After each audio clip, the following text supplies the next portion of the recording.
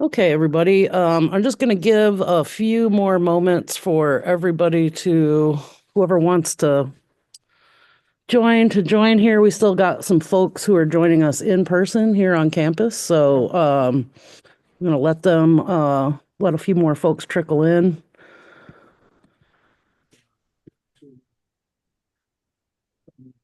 So this is going to be a combined orientation session. Some of you folks who are joining us are here for CNIT 123, Ethical Hacking and Network Defense, and some of you are here for the next course in the series, which is Advanced Ethical Hacking, CNIT 124. So we will be doing both of those orientations combined in one today. And then we'll have a guest speaker coming to join us who, if you've got the time, stay on. That'll be pretty entertaining. Good surprise guest for everybody today. I see there's a question in the chat. Will I be doing ad requests? And the answer is yes. Once we get underway and I kind of explain how everything's going here, I'll start processing those ad requests and I'll make sure that everybody who wants to get in that asks today and is here either on the Zoom or in person will get you added. So there are actually 3 sections of 123 this semester. Usually we only have 1 or 2, so it's great. There should be room for everybody who wants to join 123. And if you want to join 124, there's space there too. So we can get you into either class, and we'll move to that part in just a few minutes. But first off, let's give it about 3 more minutes to let folks trickle in and join. Hopefully, everybody is able to access both whichever course you're taking in the Canvas shell. And then the main website, if you don't know, is samsclass.info here. I'm going to go ahead and drop that in the chat too for anybody who needs it. Bookmark that site. It's going to be handy for you to use a variety of things. And all of the projects are going to be on here. So we'll go over all of that in a moment. Okay. And you may, if you are able to, you may want to log into your Canvas account so that you can look at what is in Canvas, though. Buenos días. Okay. And if you could go ahead and mute yourself for now, I would appreciate it. There'll be plenty of time for Q&A, and feel free to drop in on the chat anytime.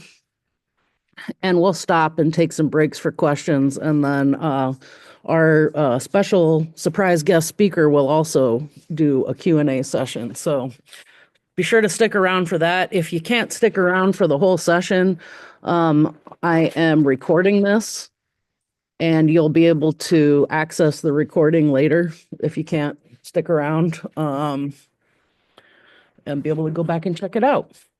All right.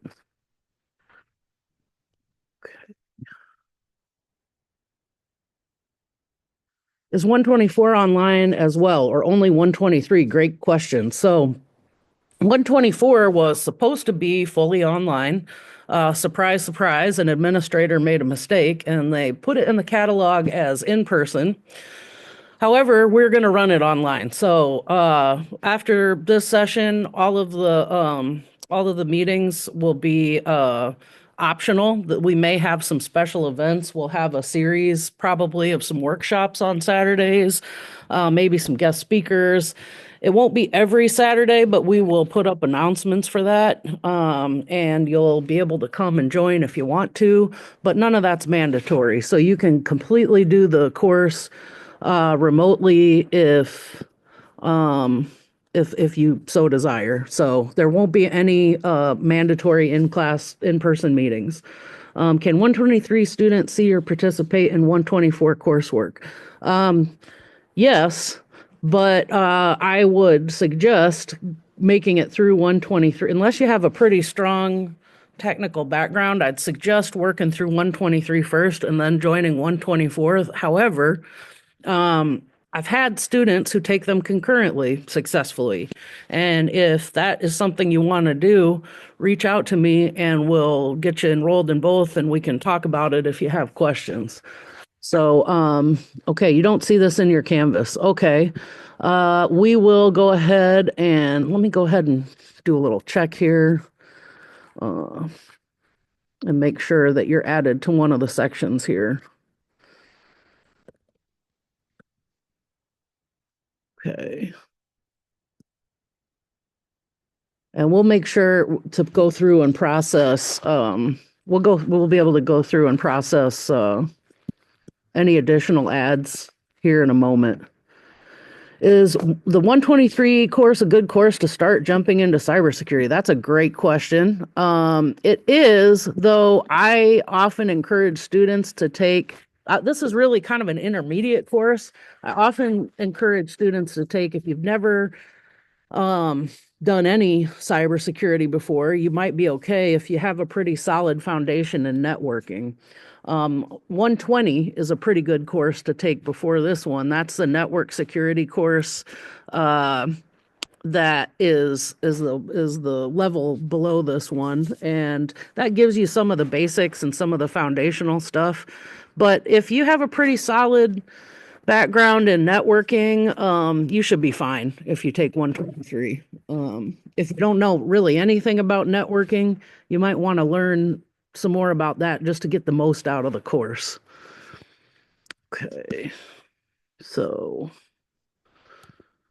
let's go ahead and check our roster here. Okay, is the 123 class structure the same as 124 in terms of assignments, discussions, quizzes, etc.? Pretty much. It's a little different, but I will go over that here in just a second. These are all great questions, so keep them coming if you have more questions. I am just checking on student here to make sure they can access the coursework.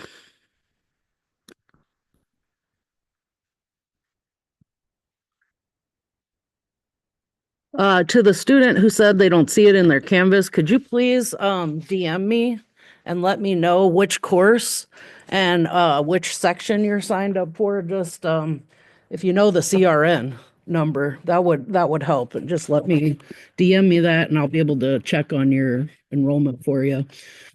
Okay, so let's go ahead and get started. We're 10:12, so I think most of the folks that are trickling in here on campus and on Zoom should be in here.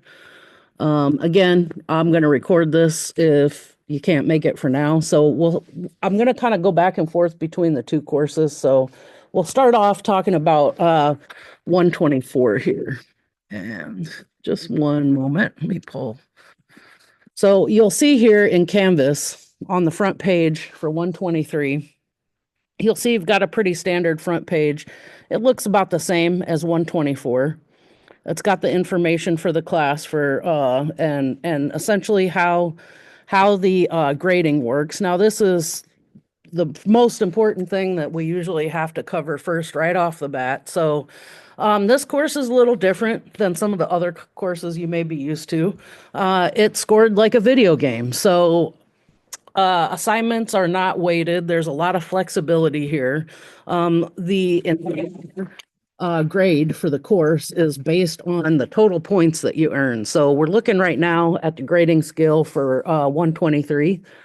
And it gives you here on the front page, this is also in the syllabus. It gives you the total points for the course and then a breakdown by letter grade. And I have that broken up into midterms. So that's going to be half your total points and the final scoring. So however you want to earn these points, it's up to you with one caveat. And I'll explain more here in a moment. Now, one thing that's important to note, the total points for 124 are a little different. And that should be in the syllabus. Yeah, that's here in the syllabus.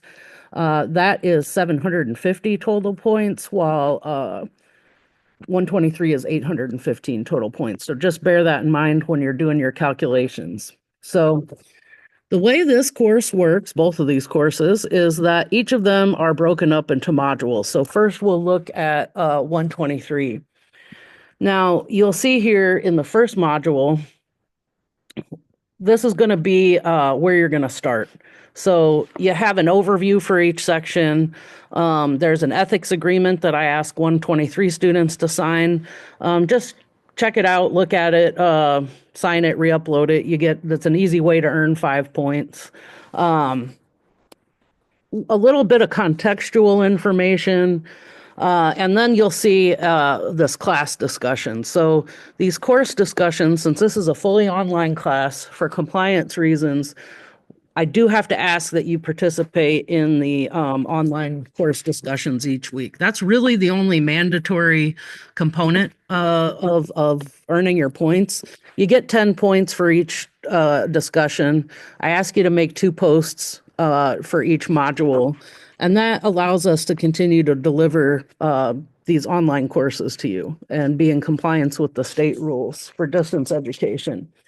Now, in each of these sections, you'll see projects, and these are recommended projects. Now, the first one that you're going to want to do is stand up a Linux machine. Now, you don't have to use Kali. You could just use any other Linux machine, but for 123, Kali's got a lot of the tools in it already. It's going to be the easiest one for you to stand up, and this is really a great exercise to know whether you're ready for the course. So the first 2 recommended projects here to set up your Linux virtual machine and your Windows virtual machine. Now you can do it, it doesn't matter what version. You can do it locally hosted or in the cloud. You can use VirtualBox or VMware if you want to host those locally.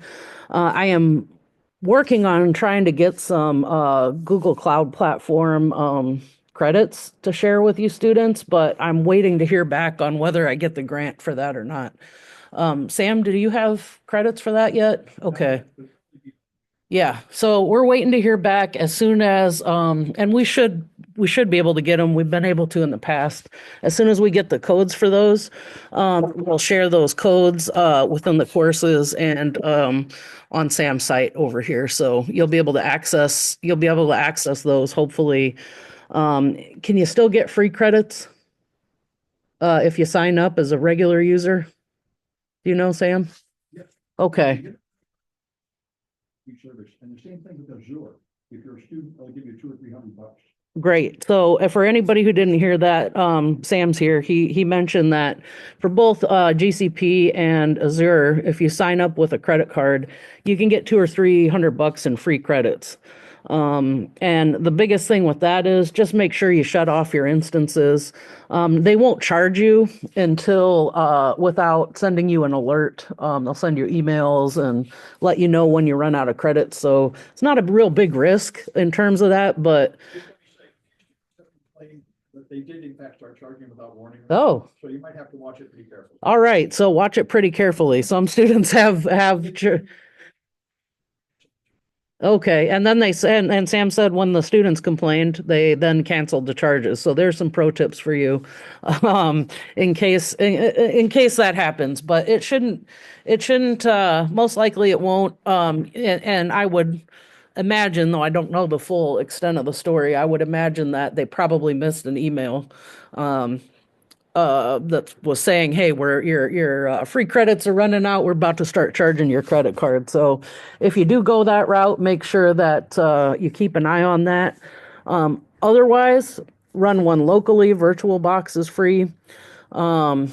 I think you can get a free version of VMware, though students have had mixed luck with that because I don't think we're a VMware campus anymore. Used to be able to get it free through the college. It's Broadcom Oh, okay. linked to like an unauthorized old version site. Okay. So So, you can't, only one person I know has actually successfully got it from Broadcom because it's just very cumbersome to sign up for a free account there. So If you Sam's, look, if you look at the CTF, you'll see there's a project there with the right links to get VMware. Oh, that's it, up to date. yeah, That's where I get, you can get a version that works there. so this is linked here at the bottom of Sam's website here. So you can see if you want to get that. I use VirtualBox, but I've used VMware, everything's fine. You can do cloud VMs, that's good too, but these are great assignments to really know, hey, are you ready for this course?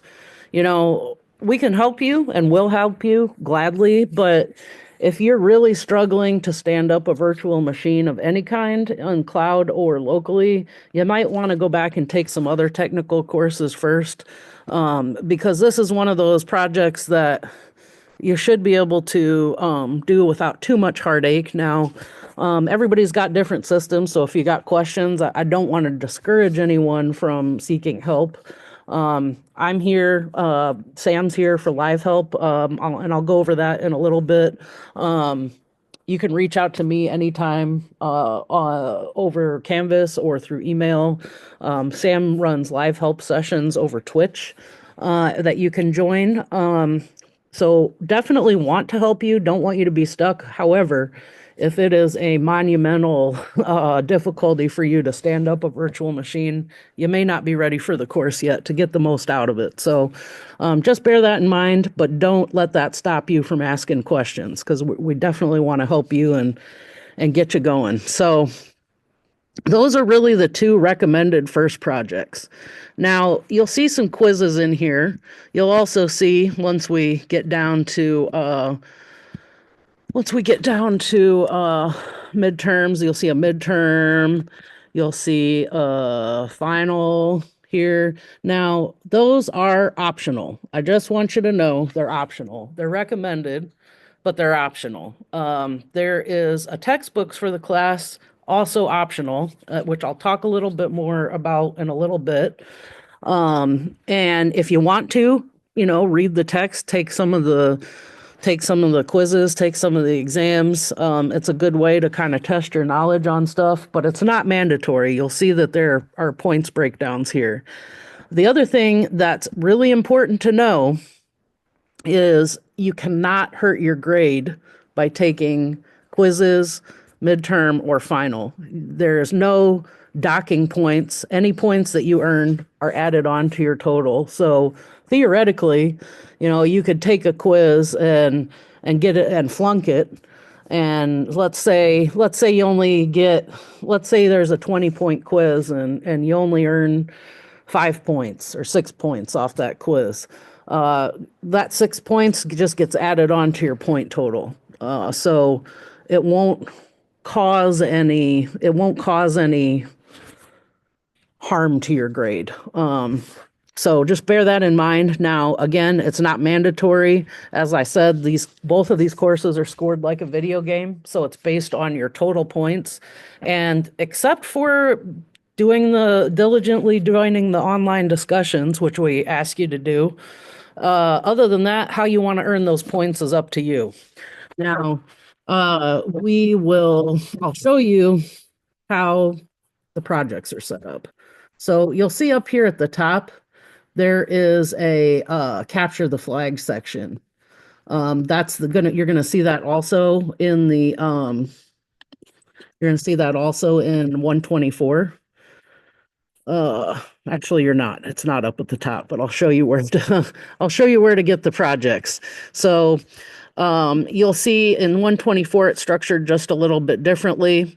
And you'll see here that there are recommended projects. Now, these are just recommended projects. They're not mandatory. They're ones that you can choose to do, or you can choose to do something else. So you'll see here, I'm going to show the 124 CTF. There are two CTF pages. So the one for 123 is here, and you'll see that there are credentials. The credentials are the same for each course. So you can just go ahead and enter those in to access the CTFs. So there's the 123 one. Oh, okay, good. There's the 124.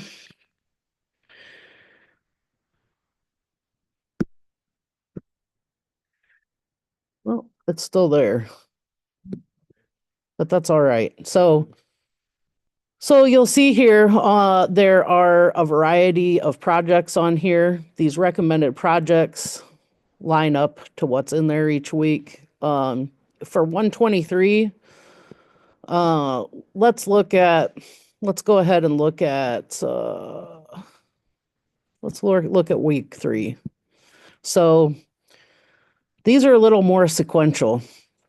Week 3 is set up, or the module 3 is set up. The recommended challenge here is Python 3 setup. Now, the reason that that's your recommended challenge for the third module is there are some challenges on here where you may want to be using Python.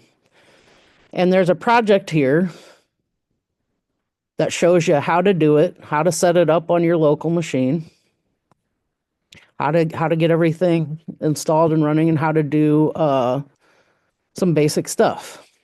So that also may be useful to folks who are in 124 because there are some more advanced Python projects here.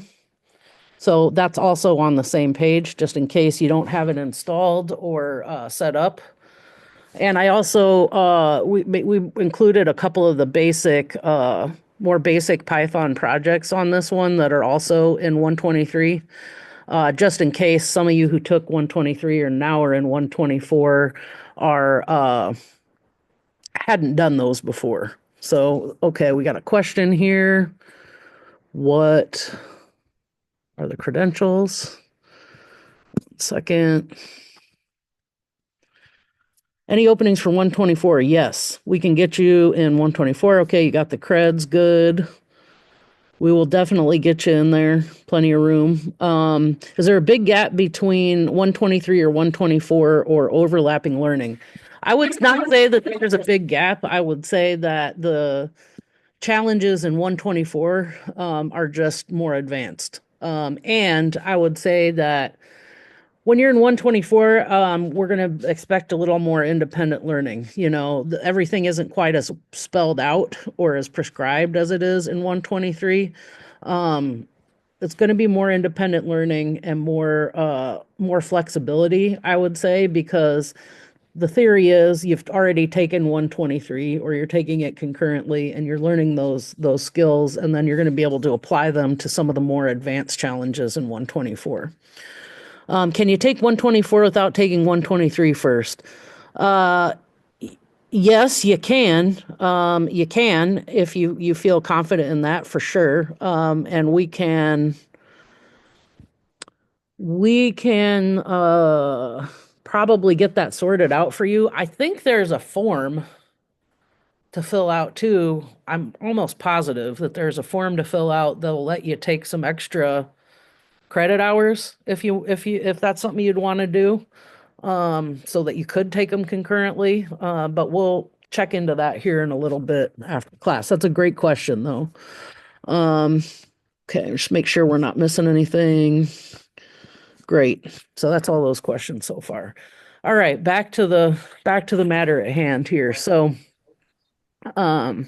each of the courses, as I mentioned, are set up so that you can earn your points however you really want to earn your points. And also, I will say that one of the other differences between 123 and 124 is Não dá, a isso é lot more just one, isso é contextual just this one here. information. Let me show you. Somebody It's, needs to mute themselves. Let's see. Okay, thank you. Okay, so there's a lot more contextual information in 123 versus 124. A lot more orientation. resources that are included. Because by the time you made it to 124, you should probably be pretty good at finding your own resources by that time. And I would also say that there's a lot more contextual resources and tips and help in the first half of 123 versus the second half. The second half's a lot more basic. Hopefully you're developing those skills to seek out those resources and do your research on your own. So by the time you get to the second half of the course in 123, essentially what we're doing here is just letting you know, okay, be sure to complete your discussion each week, earn some CTF points, and here's the recommendations. But it's up to you what you want to do. Any questions so far from either 123 or 124 students? Okay. Okay. Well, we'll take some more questions here in a minute. And I think our guest speaker is here too, so we'll get started on that soon. All right, so let's go ahead and is anyone having any trouble so far accessing the coursework or the CTFs? Okay. So I have mentioned that Sam is available for live help Yes, I'm during the sorry. week. I just need access to CNIC 124. At 124. Okay. Yeah, Are I'm a you- 123 student, but I also want to take 124. Okay, well, we'll actually here in a second, I'll go ahead and start adding folks Thank you and so much. making sure that you get signed in. And if you want to add either one of these courses, I would say go in, log into your RAM ID and put in an ad request if you're able to. If you're not able to, it's telling you it's full, let me know and we'll get you sorted out. Okay. So let me see here. So here's the link for Sam live help sessions. Right here in the middle of the page. You can always find that on his website if you need live help at those times. Any Monday, Wednesday, or Thursday at 7:30. You can go here on Twitch or join into the Zoom right here. And no problem. That's no apologies necessary. Get it all sorted out. And then you can join there. And then if those times don't work for you or you want to meet with me at another time, just send me a message, send me an inbox message. I mean, I can usually find time to meet with you on a time in your schedule that works and we can do one-to-one help over Zoom. I encourage you to help each other in the course as well because it can help you learn better and also sometimes CTFs are a team effort. So help each other out. Don't hesitate to reach out for help to Sam or myself. A lot of the time, too, I can solve your problem if you just really clearly outline the issue, send me screenshots, describe the any error messages you're getting. A lot of the time, it's pretty simple to debug it, and I can probably send you an answer over inbox or email. So there are a lot of flexible options to get help. Just reach out if you're getting stuck or if something doesn't make sense to you, or even if you just want an explanation on something. We're here to help you out with that. So I'm gonna stop my share here for a second and start helping the folks out who are going to need help with help some folks who are going to need assistance with getting logged into the class. Just before we start with our speaker. Okay, so has everyone so far been able to put in a ad request that wants to, or is anybody running into problems with that? Because what I'll start off by doing is just going in and approving ad requests for anybody who's been asking. Okay. Good. Okay, perfect. Okay. Put in those ad requests. Now, the process, unless it's changed since last semester, is you put in the ad request, I approve it, and then you have to go in and essentially accept so that you can sign up for the course.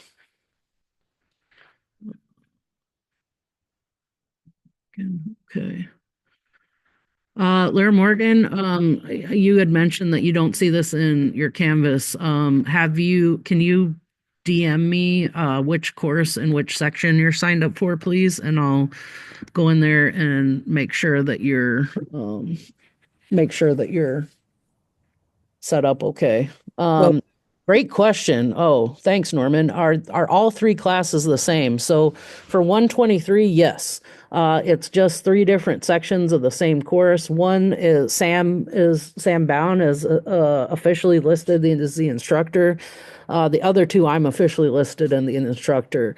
But it's going to be the same setup, same people, same everything for all three courses.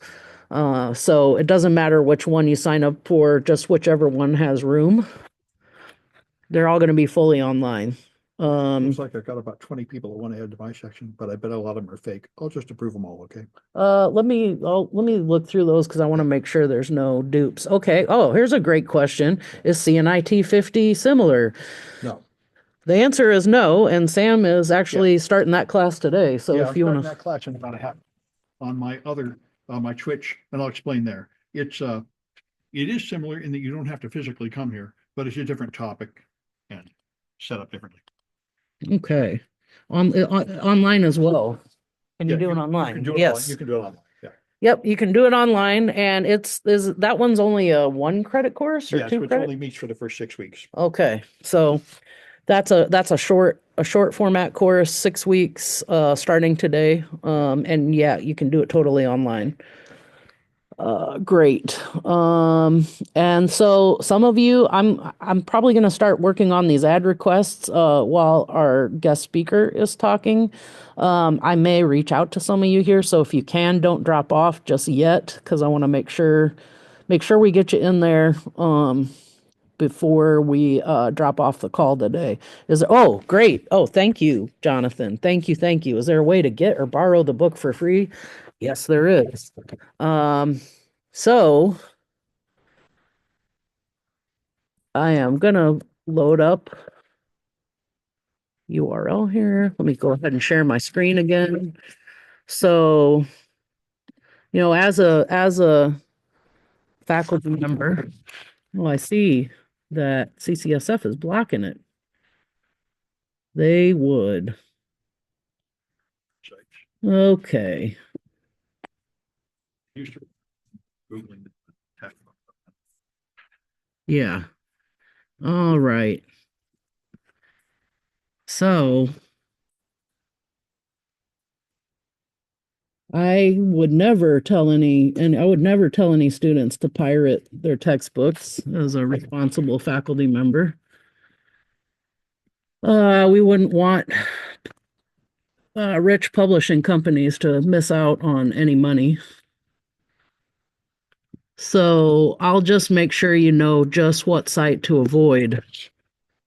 Definitely don't go to the URL that I dropped in the chat to find free copies of textbooks and a bunch of other useful information. Because I am on campus, they have blocked the site, but I believe that you all can find your way to get where you need to go. And I'll go ahead and dig around in there. I think you'll find just what you need and much, much more. To confirm, for 124, there are lectures every Saturday from 10 a.m. to 1 p.m. on Zoom. No, there will not be lectures every Saturday. In fact, next week is CCDC invitational, so we'll be working on that. It will be 124 will be fully online, and it will be asynchronous. Now, when there are workshops or guest speakers, oh, good. Well, maybe thanks, Anne Marie. Maybe maybe I'm getting the same error message, so maybe it isn't CCSF unless you're here with us in the room right now. Um, I will. Oh, perfect. Thanks, Derek. I had the wrong URL. Appreciate that.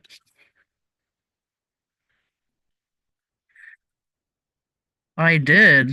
So they didn't block it. So this is great. So I can make sure to show you. Now I can really make sure to show you what to avoid.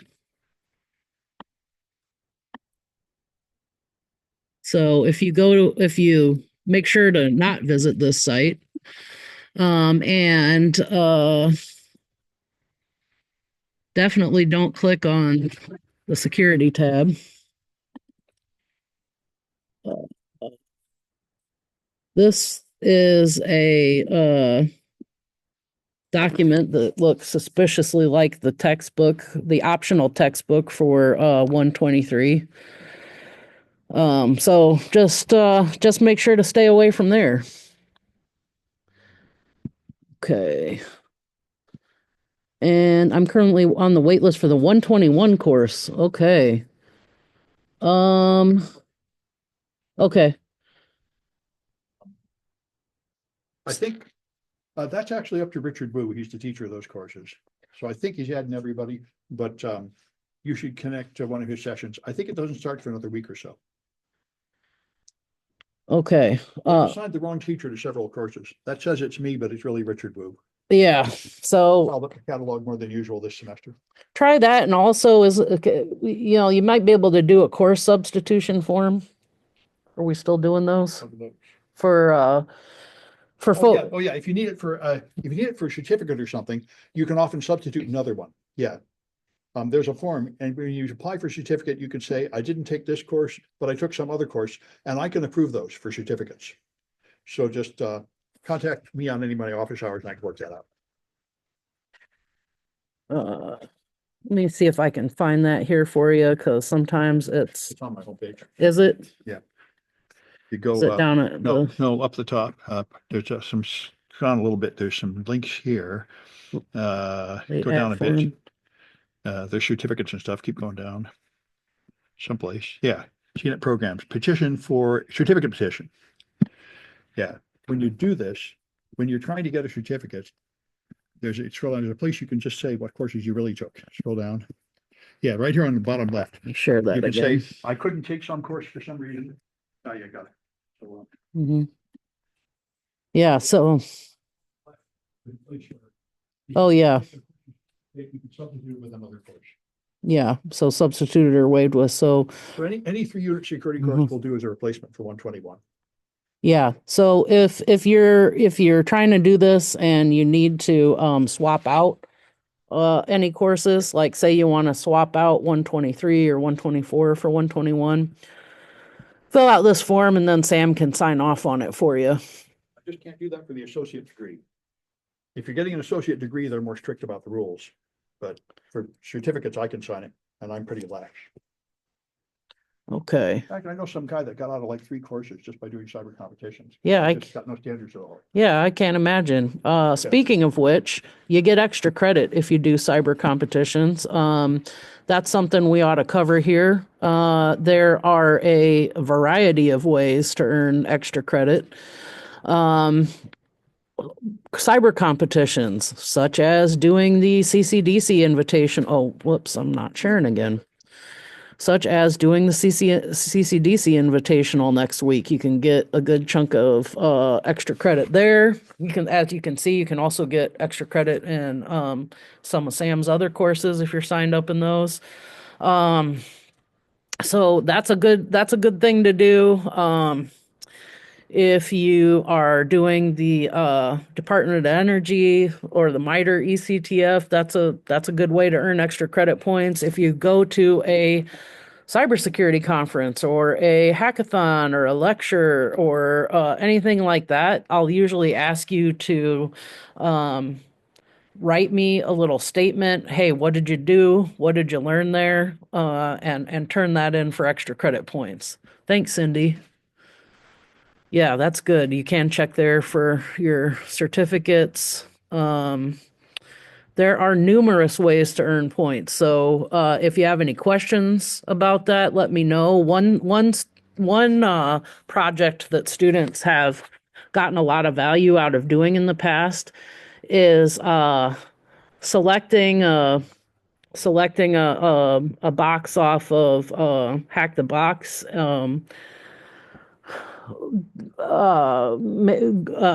Cracking that box and then writing a report on what they did, on all their steps. You write, basically you're going to be writing a mini pen test report. That's worth a good chunk of points if you do a good job on it. And several students have gotten a lot of value off of it. So, if you're unfamiliar, and that's good for either course. If you want to do that in 123 or 124, you can take screenshots and do a write-up. If you have any questions about what might be an acceptable project for extra credit, just let me know. And that's another way that you can earn a good chunk of your points. You'll see here too on the CTFs that up here at the top, you've got your bandit challenges. That's a pretty fun one to do. You could also do that in 124 if you hadn't done it in 123. There are quite a few different things that you can do and experience to earn those points. Any other questions so far? I know folks are saying their ad request is still pending. Yeah, I haven't started going through those yet, but I will just in a moment. Okay, so for next Saturday, can we go to CCDC in person and watch the recording post class? So there won't be a recording next week. Again, this 124 is going to be an asynchronous course. There are no lectures for 123. So there won't be any lectures next week. So you absolutely go to CCDC in person if you're available to do that. It's a good way to kind of dip your toes in and see what the cyber competitions are about. But there will be no synchronous lectures for 123. 124, there will be no required synchronous lectures. There will be occasional guest speakers. There will be workshops sometimes, and we'll announce when those are happening on Sam's website. So please, I encourage you all, if you want to, come to campus next week. We'll be doing it in Science 37, as far as I know. So, which is in the basement of the science building. That's where we usually do it. You can just show up. Again, the info for that is here on Sam's website. Unfortunately, you have to be there in person for that. They did some virtual stuff during COVID, but they're back to in person on site only. And this is the invitational, so anybody's welcome to show up and join. Okay. Any other questions so far? In person or online? Okay, no questions. So, that's okay. You'll have time to ask questions. You'll have more time to ask questions. I am going to stop the share here and start working on processing. Okay. There is not a required textbook for 124. There is only an optional textbook for 124. So it's getting a little long in the tooth, but it's still a pretty good read. And it should be available on that website. Oh, can we go to CCDC even if we don't have any experience yet with ethical hacking? Yes, you are welcome to show up to the invitational. That is not a problem. We'd like to see you there. You can even usually there's a a way to jump in, and if you don't feel comfortable doing that, you can just watch. So, okay, that's the wrong one. 4. I'm gonna start my 50. I'll check in later. Okay, thanks, Sam. Oh, is it not in the, yeah, here is the optional textbook for 124.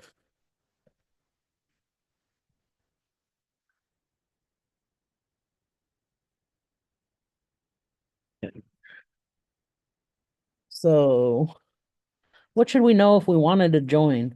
That's a good question. So, I mean, it's a good question, but it's not an easy question to answer. So there are all different types of positions on CCDC, and we really need a pretty diverse array of skills. So, some people might specialize in securing Windows machines. Other people might specialize in Linux. We'd always need a firewall person. Um, and some people are really good at helping with the injects. Now, injects are essentially tasks that you're given during the competition that may be business tasks. They may ask you to write a policy or send an email. So we need all kinds of folks. We need all kinds of folks available with different skills for that. Okay, so another question about where a CCDC taking place. I just put it in the chat. It's again on Sam's website right there. But here is the info on the chat. And any other questions so far before we get started on our super fun guest speaker?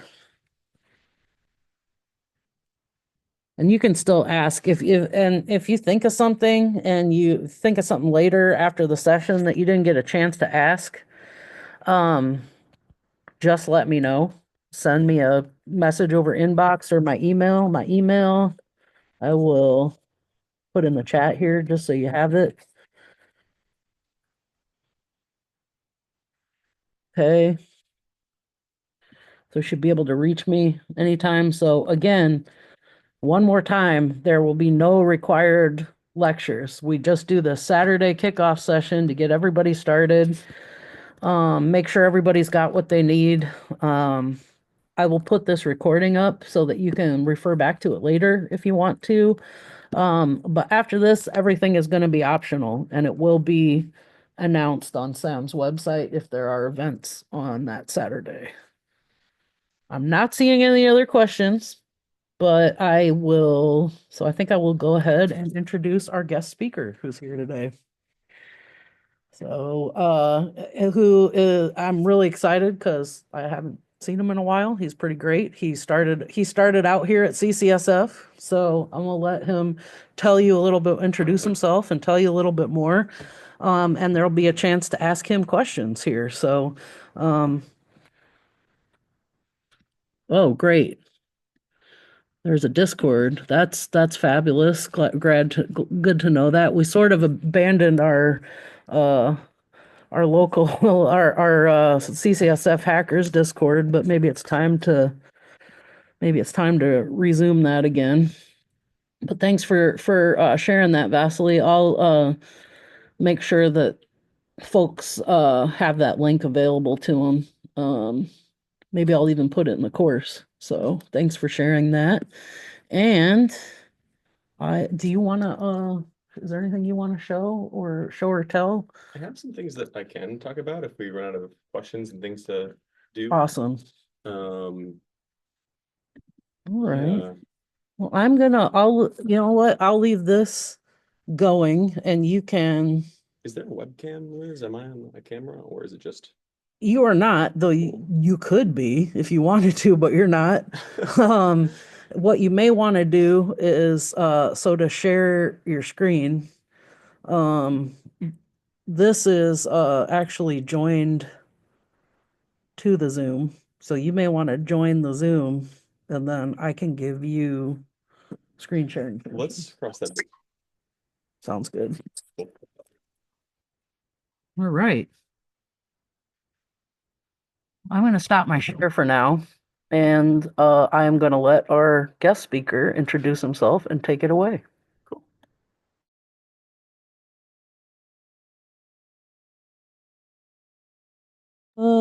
Can yes. Okay. Hi, my name is Kaz. I am a former CCSF student. Now I work at Amazon Red Team. I think Caitlin's talked here before. I was part of the same class as Caitlin. I've been in industry for maybe about 6 years now. I've done patient testing. I've done malware research at Google today, and now Red Team. And I had a lot of fun with it. I think honestly, I don't regret it at all. I really enjoy my job. And I make a lot of money. I'm very happy with it. And I think I would never have gotten there without CCSF. And so I'm really happy to be back here. Liz is amazing. Sam is also amazing. Um, and yeah, so I think that we were just gonna do like sort of an AMA today, and we can talk about anything that you guys want to talk about. And if there's not a lot of questions, I'm happy to do some talking about parser issues, specifically like parser exploits to Unicode normalization, worst fit attacks, which came out recently, which is really cool, and just some other fun research. So, yeah. So this is your opportunity, folks. Ask Cass some questions. Do you want to know anything about like what real red teaming is like, or what the day-to-day is like, or CCDC, CPTC? I did those as well. Go for it.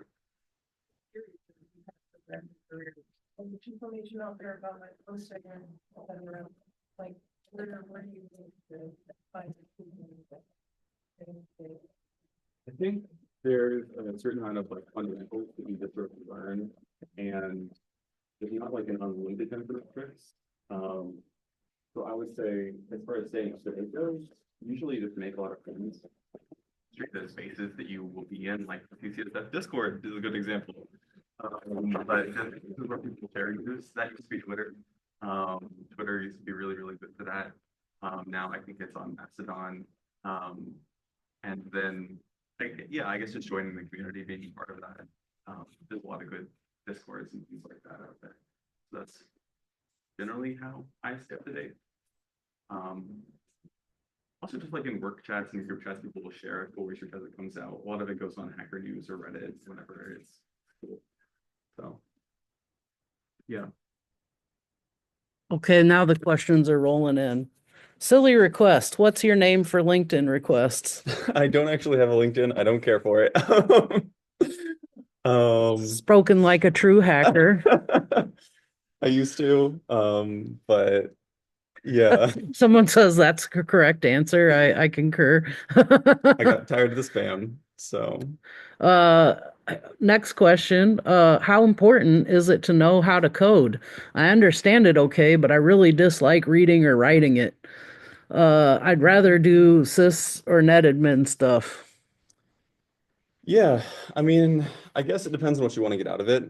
If you want to do like proper red teaming, in my opinion, you really need to know how to code. I think that's like the most important thing. I think everyone here should know how to code.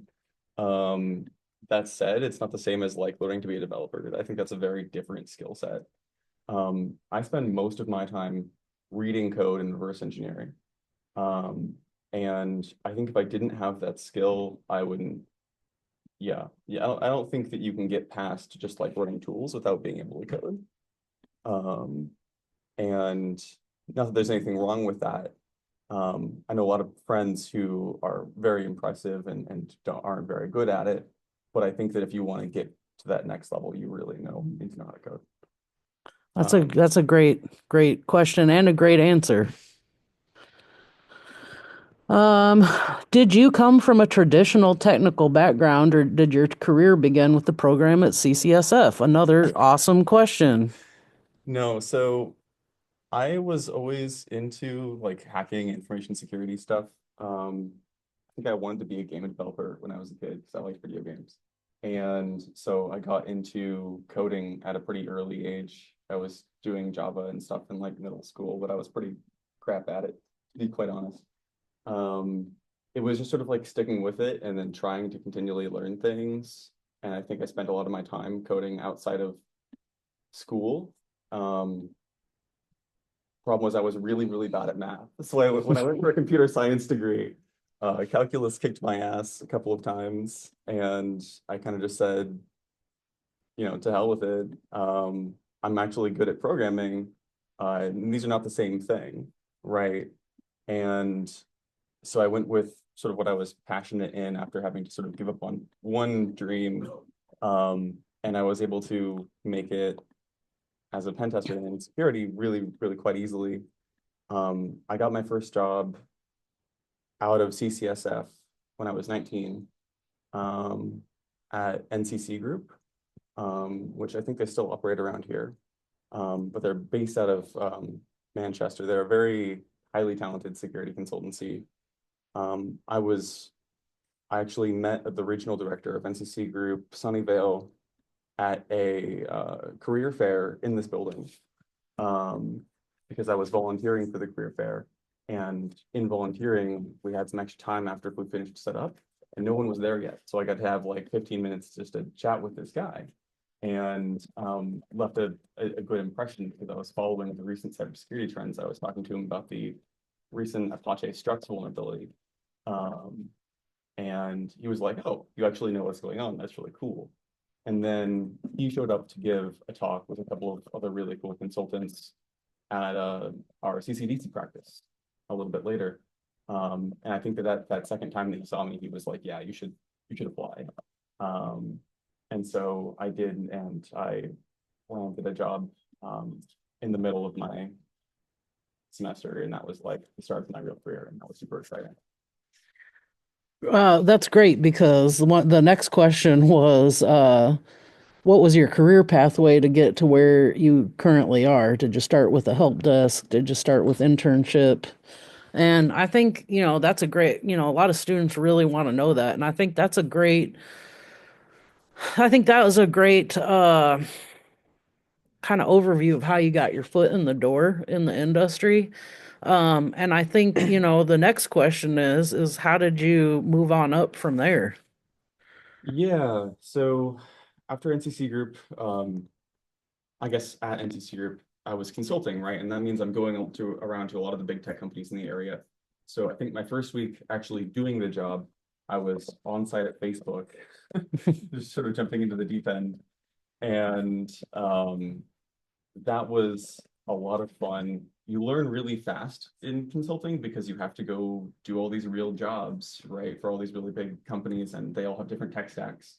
And so you can't just know one thing and be good at that one thing. You have to be good at all of the different things, and be able to read all those different coding languages and things like that. And so you learn a lot of different skills, and you meet a lot of different people who are already in these big tech companies, right? And so I spent about 2 years doing that, and I had got a pretty good stint at Google for a while, doing what I was then later hired to do because I had made friends and contacts at Google. And those relationships, I think, are really important. And I was able to make that through that first job. I think from there, I kind of pivoted because I had found out more about what I was like really interested in. I think the biggest challenge at Google doing what I was doing was scaling out what we were doing, because we had to write malware detections for every single app on the Play Store. It would run for every single update. We had to do both static code analysis, which is like looking for the code patterns that we think are malicious, and then also dynamic code analysis, which is running the actual applications in an emulator and trying to have a robot click on all the different buttons and see what the app actually does in practice.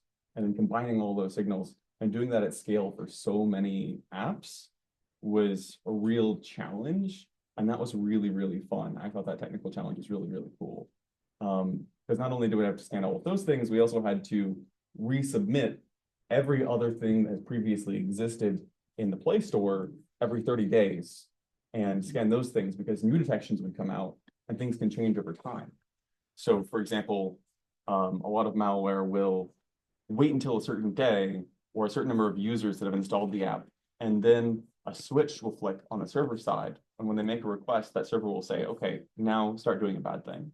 And we wouldn't know that unless we continually tested that out to see that it had occurred. So I think that was really challenging. I like the scale issue. And I wanted to try out red teaming. I got an offer from Amazon, actually from a different team than I ended up being on, because they were trying to tackle that same scale issue with security vulnerabilities. And then I just said, you know what, I'm gonna try red teaming. So I did that. Those are we're getting some really great questions. I really like this one. What are some of the most effective social engineering techniques for job interviews? Do not try to social engineer your job interview. Well, that depends. Okay, maybe Liz is really good at social engineering. Maybe take her word for it, but don't do it badly. That's solid advice. Don't do it badly. Yes. Because they're gonna know, right? Yes. And then it's like, okay, this person is trying to get me to do something. They're trying to coerce me or manipulate me, giving them a job. Not great. Not a good look. And do it. don't pretend you know something you don't, Yeah. because that'll get you into trouble. But that's a great question. Yeah. Absolutely don't. Yeah. That's a good tip as well. Really, I feel like some of the best social engineering for job interviews you do on yourself. Because, a lot of the time you can, sort of have issues when you go into job interviews. Like you might be really nervous and blank on everything or, you might really psych yourself out and think, there's no way they're going to hire me. I don't belong in this job. Or what if they see my knowledge gaps, and really there are a lot of ways that you can condition yourself out of that and work on yourself so that when you're going into these interviews, you're really setting yourself up for success. And I would say one tip for that, for social engineering yourself, is do some interviews for jobs that you don't care about, that maybe that you're not even interested in, so that you can really get yourself comfortable with doing these interviews, and so that when some of those higher stakes interviews comes up, like maybe a dream job or a company you really want to work at, you feel a lot more comfortable when you get in there, and you've sort of tricked yourself into showing up as your best self. Yeah. I actually would say the best trick is to convince yourself the job you're currently interviewing for sucks. Yeah. Because you don't want to be disappointed when you don't get it, but then it's also going to reduce your nerves. Yes. Because it's like, okay, if I don't get this, it's fine, right? And I think that's actually really true. Whenever anyone asks me if they if they should quit their current job or try and find a new one, I pretty much always just say, yeah, you should interview. Because what's the worst case? You find something better? You might lose some time, but I think that's a chance worth taking if your current thing sucks, right? Your current thing is known value, and that known value is bad. Try for something better. So.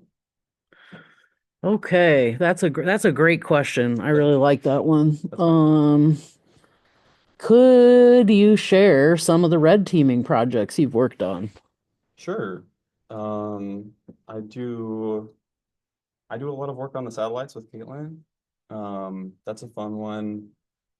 Project Kuiper. I have worked on a lot of Alexa projects, trying to break into Alexas and turn them into Listening devices, for example. I have done supply chain attacks. I've done dependency confusion stuff. I've done right now I'm doing some AGI stuff. So trying to gain access to foundational models and data sets, and also test LLMs for prompt injections and figure out how to solve those problems. That's the really hard part, because you can't. I'd be happy to go in depth on anything more specific. I think probably my favorite thing to look at though is foundational security services in Amazon. So I look at like the authorization services that tie all the services together. Because when you have a company that big, you have a million different services, and you don't just have auth for people, you have auth for services to talk to other services. And so that stuff is really, really interesting, and also the foundational stuff that AWS lives on top of. Getting access to those things, which then gives you access to everything else in Amazon, is really, really fun. And I think really interesting. What's the worst red team project that you've ever worked on that you can talk about? Ooh, probably when I went up for a Kuiper job to do a physical engagement, and I went up there with like a bunch of like ex three-letter agency folks who were really, really impressive and cool. And then we were trying to break into the lab where they're building these satellites.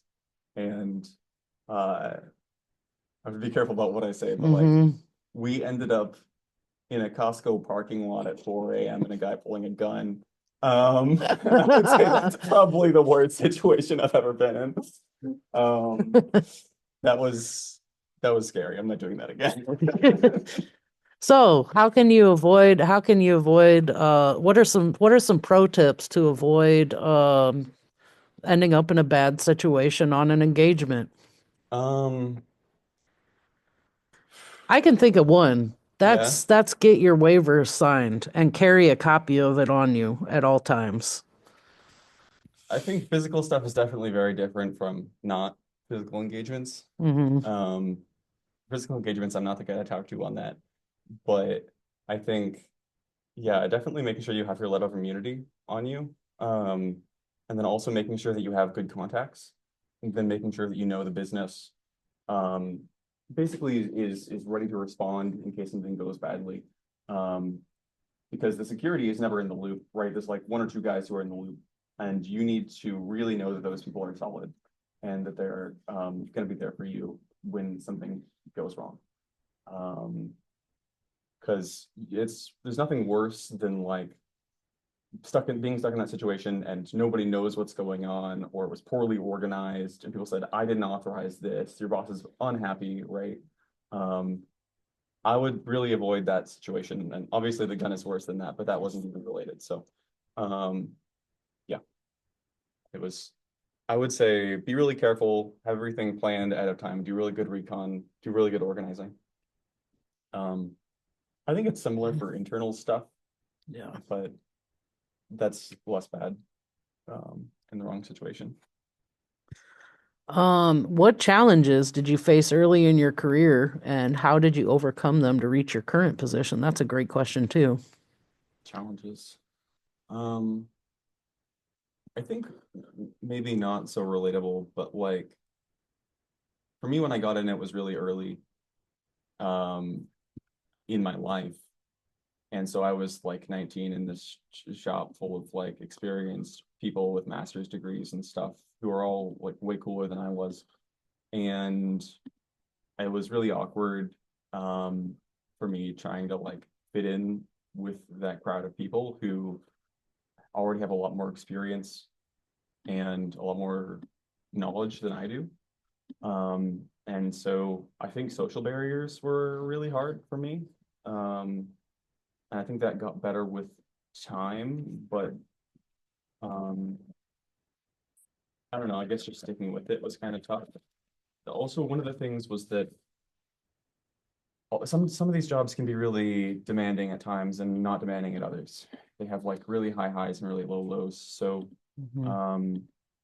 I would work, I don't know, 60, 80 hours a week on an engagement because sometimes stuff is secure. Sometimes people do a good job, especially people who are hiring good companies. They care about their security. And it's not always the case that you're going to find something. And I think when you don't find something and you're really passionate about what you're doing, you're spending that much time on it, it feels like a personal failure. And you've spent a huge amount of time trying to achieve something and you feel like you have failed. And it's not really your own fault, it's that they did a good job. And so struggling with those scenarios, I think is tough. Also struggling with like, even when you do get things, feeling like you've gotten enough impact, feeling like you've gotten enough good vulnerabilities and exploits. And then also, I think what people don't realize is that like writing and reading are just the most important parts of this job, just flat out. For pen testing, for red teaming, without a doubt, the technical stuff matters, obviously. I get the job, but like what people care more about is the reports that you produce. That's your deliverable.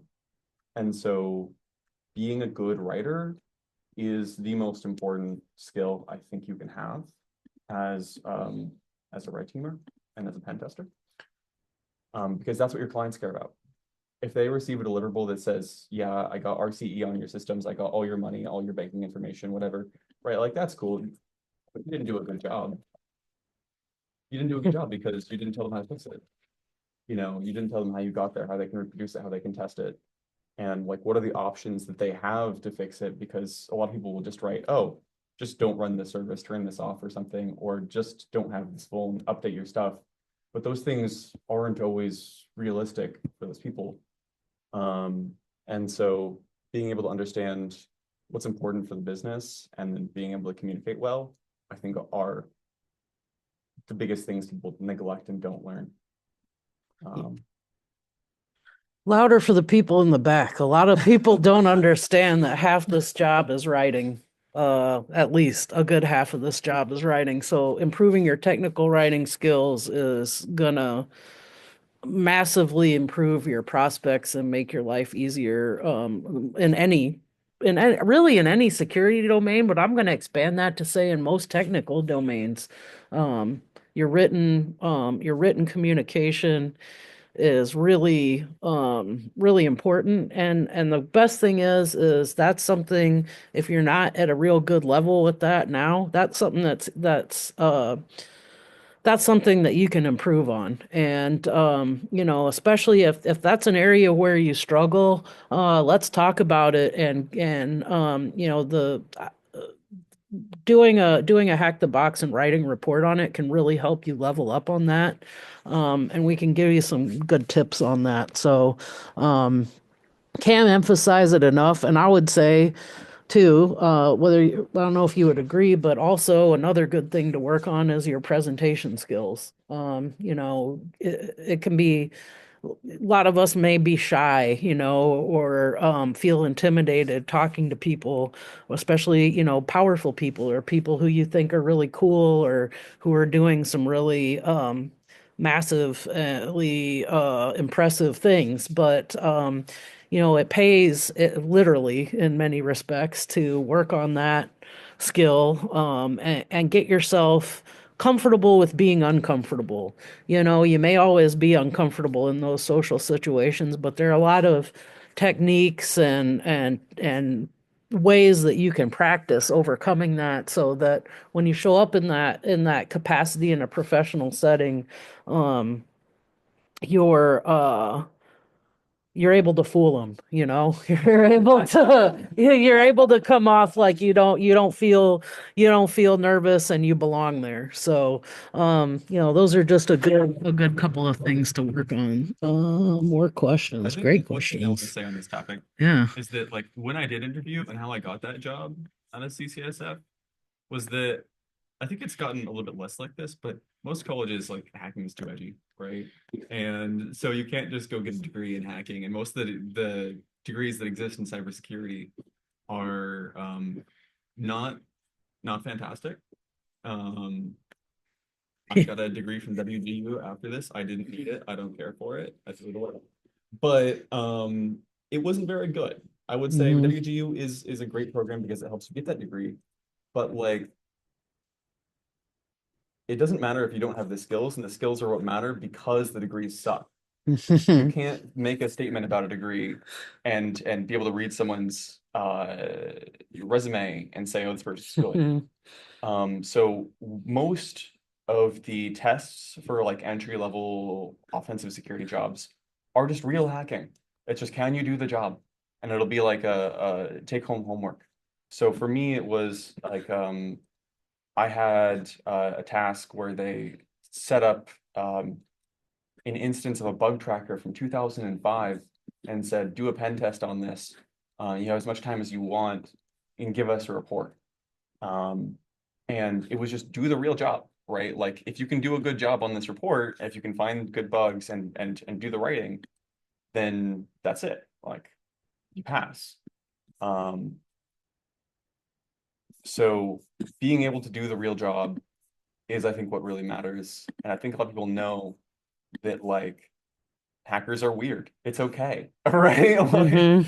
they don't expect you to show up in a, a button-up shirt, right? And be really good at talking. If you can do the things that you need to be able to do, which is, hacking and writing. Yeah. So I would say that's the most critical thing. Uh, uh, so I already asked you about the challenges. This one's pretty entertaining. A programmer I know once somewhat cryptically remarked that computer math is the opposite of regular math. Would you agree with that? I wouldn't know. That's a great answer. I think it is a bit. Mhm. My gripe with calculus and shit is like Newton actually made it harder than it is supposed to be because he wanted the layperson not to be good at it. Wow, I didn't It know was that. actually completely intentional. So yeah. You can take things like in calculus, like whatever the E symbol is that you like do a Riemann sum or whatever, right? Mhm. And it's just a for loop. We can make this easier. It's the way that we communicate the math really sucks. And I think it's intentionally hard and alien to a lot of people just because of the way that they think. Mhm. So yeah. And it can be kind of, depending on the way you learn it, especially if you're not trying to learn it in an applied context, it can be pretty dry and boring for a lot of people, I think, which our brains tend to be resistive to learning that stuff. The big difference for me is also just like I'm super ADHD Mhm. and I want feedback. And with programming, I can get that. So like when I was still learning, It's a good. like you can just run stuff as many times as you want until it works, right? Like you can run the same thing 5 times without making a change and be like, why isn't it working? Mhm. Whereas in math, you can't really do that. And I think the ability to just like test things and change things it makes it a little bit more tactile and fun. This is a good question. How's the current job market for network security engineer? My understanding is that there are fewer headcounts than software engineer or test engineer, as most small company or startups don't have this position. Does that sound correct? That sounds correct. I think here's the thing though, like the current industry is really, really hard to get a software engineering job Yeah. because like everyone who wanted the bag went for software engineering, right? Um, so I think it's actually better to be in security right now than it is to be a software engineer. Same. The skills are a lot more niche. It's also a lot harder to outsource your security jobs and a lot more unwise than it is to outsource your software engineering jobs. And a lot of those are going to offshore. But what the comment said is true. There's less jobs overall, Mhm. because it's not as critical of a thing, right? I think businesses always underfund and undervalue their security departments, but you need less security people than you need devs. So That's a great question. And as far as small companies or startups that don't have that position, sure. The flip side of that is that there are consulting jobs, there are managed security services providers that tend to be hiring that service those companies. yeah. Um, oh, this is a good one. This is a great question. How do you use AI to help you with pen testing? And are you seeing any type of new pen test attacks for AI specifically?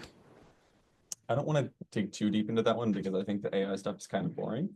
But I mean, there's boring stuff to it and there's not boring stuff. I think it's fun, but it's very shallow, right? Like at the end of the day, prompt injection, jailbreaks, prompt recovery, all that kind of stuff like, if you're talking about the real impact that it has, you're talking about either leaking data from like a RAG system, which is retrieval augmented generation, where the AI will search something for you or a few things for you and pull back documents and use those documents to answer your question. And then being able to leak the contents of those documents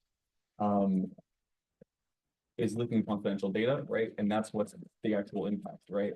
But then there's other cases where like the classic, you give the AI a gun case, right? Where it's like you need to have this AI be able to do something dangerous, and a prompt injection or a jailbreak could lead to it doing something dangerous. And at the end of the day, that is just allowing untrusted input into your important thing, right? Like AI input is just human input because we don't trust either of them. It's about what we trust, right? And we just don't trust them. I think I'd be happy to talk about what you can do about these things because I think that's really hard and interesting, but I think that the attacks themselves are generally not super interesting, even though they're fun. Why don't you expand on that? What can you do with some of the stuff that would be cool? So what can I do with some of it that's pretty cool? Mm-hmm. You were just saying that you'd be happy to talk about that. Oh, as far as like defenses and stuff goes. Mhm. So there's a lot of cases where when you're in security, you can't actually dictate what the company can and can't do, right? Like the company is going to give the AI a gun because it's profitable to give the AI a gun, right? And in order to build their advanced capability, they need to be able to let it do something dangerous. And so you can't say, don't give the AI a gun that's not safe because they're going to do it anyway. You have to figure out how to make that work. And I think what people miss about the protections on this and like why it's hard is a lot of people rely on the alignment of the models they're using, alignment being how well aligned the model is with human ethics and values, and how well you expect the foundational model not to comply with a dangerous task, which is obviously kind of a losing game, right? Like at the end of the day, it's going to be a little bit probabilistic, and you're going to be able to convince it based on a different context that it should do something bad. So there's additional models or guardrails is what the industry is calling them, like Llama Guard or Prompt Guard, which is by Meta, or Bedrock's guardrails product, which is AWS. And those things are models that live on top of your foundational model that you're talking to. So it'll try and classify either a request or an output to see if it's safe or unsafe and prevent those things from reaching the models or reaching the user. And so the idea is you just have one model that's better at classifying whether something is safe or unsafe, and that's just what it does. Two outputs, safe, unsafe, right? Mhm. And then you have the one behind it that's actually intelligent to do the thing. And in a lot of these business use cases, say, giving the AI the gun as an example, a lot of jailbreaking attacks that would work normally on ChatGPT are things that are published on Twitter or as part of like red-teaming suites like Derek by NVIDIA, don't make sense in the context they're being used in. So a classic attack is like, my grandma used to tell me a story every night about how she would shoot unarmed civilians with a gun, and then tricking the AI with the grandma context. And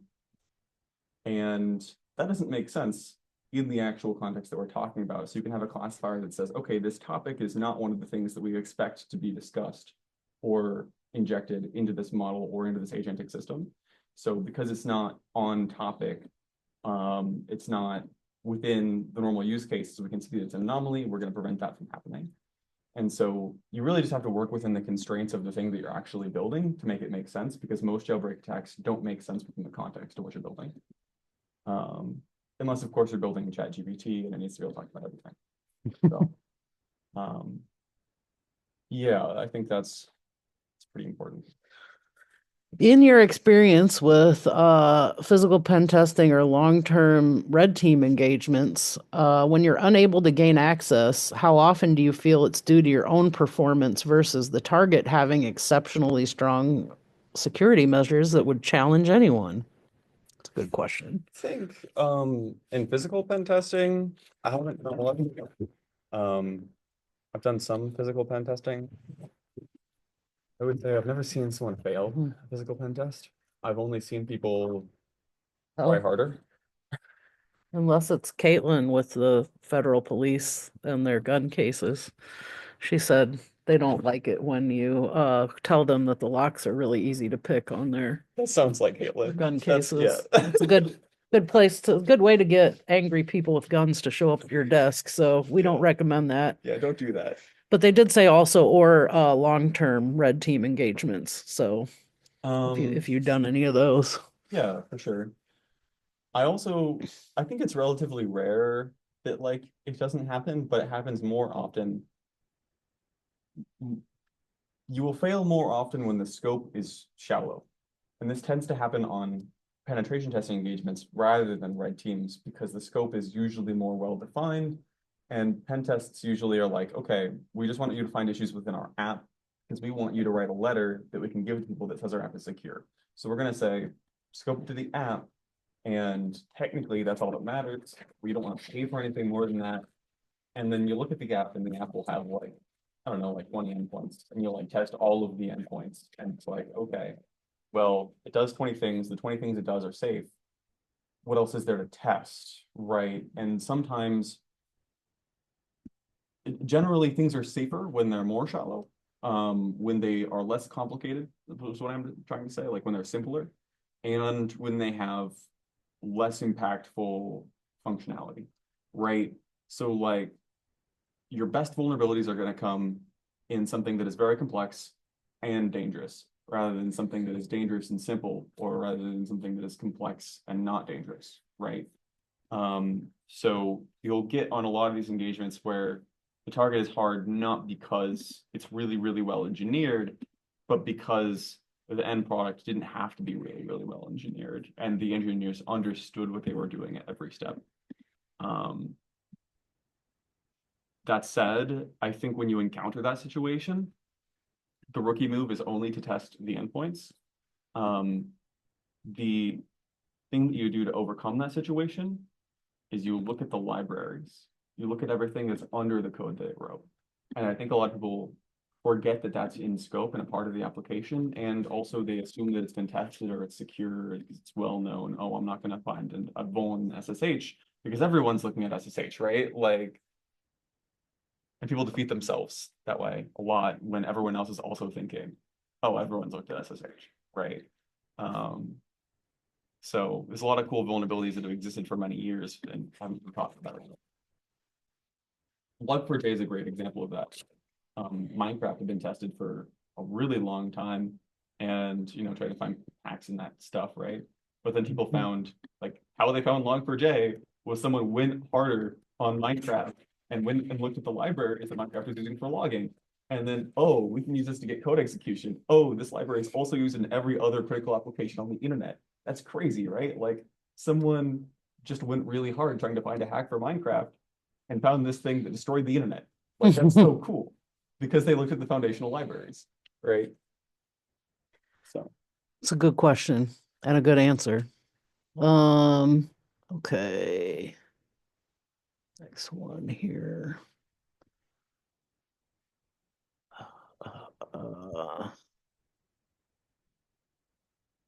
Can you please share what you think is the most important thing to get top companies like Amazon's interview opportunity on resume or application? Did you get referrals from others when getting the interview? I didn't. I know a lot of people that have. I know it's not hard to get referrals. I think getting referrals is a great idea. At the end of the day, a referral doesn't really matter as much as what the hiring manager thinks. It's going to be different to every company that you interview at. But generally, what'll happen is the recruiter will do the first scan of your resume. And so you need to be recruiter friendly on your resume, but then also you need to have something that's going to impress the guys running the team. And so I think it's really all about, having something on there that they go, wow, he's worth talking to, or she's worth talking to, right? They're worth talking to. And there's a lot of good ways to do that. It's just finding some way to stand out, I would say, and or meeting them in person, right? If the hiring manager already knows you and he likes you, the recruiter doesn't matter, right? They're gonna ask, hey, let's get this guy on the roster. So any sort of ways that you can bypass the recruiter as well. Sometimes you can just message people on LinkedIn. If a hiring manager says they're hiring, that's a good way. You can just reach out and chat and find out then there. And it doesn't hurt to know people and get referrals. Oftentimes, that's a really good way to get your foot in the door. That'll help you skip the recruiter step. Mm-hmm. Yeah. And okay. Oh, note. Mhm. Sometimes people will try to like socially engineer on their resume, or they'll try and put like a canary in their resume or something like that. If you don't know what a canary is, it's when you put like a link in or something that automatically resolves when someone opens a document, that when they've opened a document, or that they've accessed something. And this is pretty clever, it's pretty cool. Don't do it. Yeah. It comes off really bad. Yeah. We have had that happen before, and I think we disqualified a guy just for doing that. Because like it was a neat trick, but like we don't appreciate you trying to put malware in your resume. Yeah, please don't do it. It definitely does not paint the picture that you're trying to. It's very funny. Paint. I like Yeah. the guy, but don't send us malware. Okay. One that I saw on here, let me scroll back up here, was that looked pretty good. Get back down to it. What does a performance evaluation look like for a red teamer? Again, it really depends on the company that you're at. So like at Google, the hiring process and the performance evaluation process, very bureaucratic. The promotion process wasn't even really up to you or your manager. It would go to a committee of people who don't know you. And the reason Wow. was that they didn't want to have any bias, right? So like you would present them with a doc, and if they think that you have had enough impact and you meet the role guidelines for whatever level you're going for, based on only the context of the doc, that's where you get promoted, right? And if it's already been meeting those things for at least 1 year, you have to already be performing at the next level for a long time. It's very strict. And performance evaluation process there, I think it's gotten better, I'm not sure. Was like you would write a 1,000 word document and you would have to, you say that like, oh wow, that's a lot of stuff to write. No, 1,000 words is not the hard part. The hard part is trying to fit in all of the data for someone who doesn't know you or the projects you're working on in 1,000 words and making it really clear what impact you were trying to have. So it's really, really tough in some places. In other places, like smaller companies, especially, it's much easier. It's just whatever your manager thinks about you. And so I think at the end of the day, like the most important thing is just making sure your manager is happy, and that you're doing the things that are really important to them. At Amazon, it's much simpler. It is mostly what your manager thinks about you. And your manager makes a case to their manager and they go, okay, this makes sense. And then you write a little bit of self-feedback and you get a little bit of peer reviews. Peer reviews are pretty common. At Amazon, it's capped at 60 words, and it's more about like, what are your superpowers? So it really depends on where you go and what their culture is. Would it be better or the same to obtain either a cybersecurity degree versus certificate? I don't think either of those things matter. I think certificates matter more when they demonstrate good skills. But I think it's the skills that matter. I think it's the skills that matter too, though. I will say two things on this topic. One is sometimes a degree can open a door for you when you're looking to advance in your career. If you're, if you eventually you want to go into management or something like that, you might eventually want to get one. I also, but it's just a checkbox. Also some companies, I know, want you to have a 4-year degree in anything, to get hired. And some companies, they'll pay you more if you have a 4-year degree in anything. But I agree with Kaz, it's the skills that matter. As for the certificates, I'm sure that college administrators would not like me saying this, but I'm gonna say it. So when I got hired here at CCSF years ago, almost almost a decade ago, I remember one of the faculty members asking me if I had any certificates. And I said, well, yes, I do. I have all these certificates that I earned here at CCSF. I have a network security certificate. I have a cybersecurity certificate. I have an advanced cybersecurity certificate, all this stuff. And she stopped me and she said, oh, no, no, I mean real certificates. Which implies to me that they're so worthless you can't even get a job at the place that issued the certificates. But, don't let that dissuade you from getting them. I will say, a counterpoint to that is if your resume is looking real thin, um, it looks better to bulk it out with accomplishments like I'm gonna that disagree with that. versus, trying to put a bunch of irrelevant jobs on there. But Okay, that's yeah. true. That's true. It's a relative thing, right? Like if Yeah. you don't have anything better, then yeah, certificates are better. But like, I don't really care.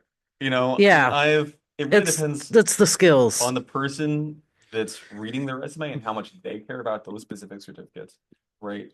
And at the end of the day, it's not like the CCSF certificate's worth 10 points, right? The Stanford one's worth 100. No, like it's just about what that person thinks, subjectively. Hmm. If I see you've got a CCSF cert on your resume, I'm more likely to hire you than the Stanford person. Yeah. 100%. But like, But that's because Yeah. exactly. That's because I know, right? And the other thing is that I know a lot of people in the industry that are good people that I like to work with who maybe are not the best hackers, but they have certificates on their belt, right? Like they went to the what's it called? The SANS courses and the SANS certificates, which are like really cool, really fun, good courses that are very expensive. And maybe they got a challenge going. That's cool. But like I know they're not actually cream of the crop. That's not what it means. It means they try. It means they have a good attitude and a good work ethic, right? But it doesn't necessarily mean that they're the best hacker.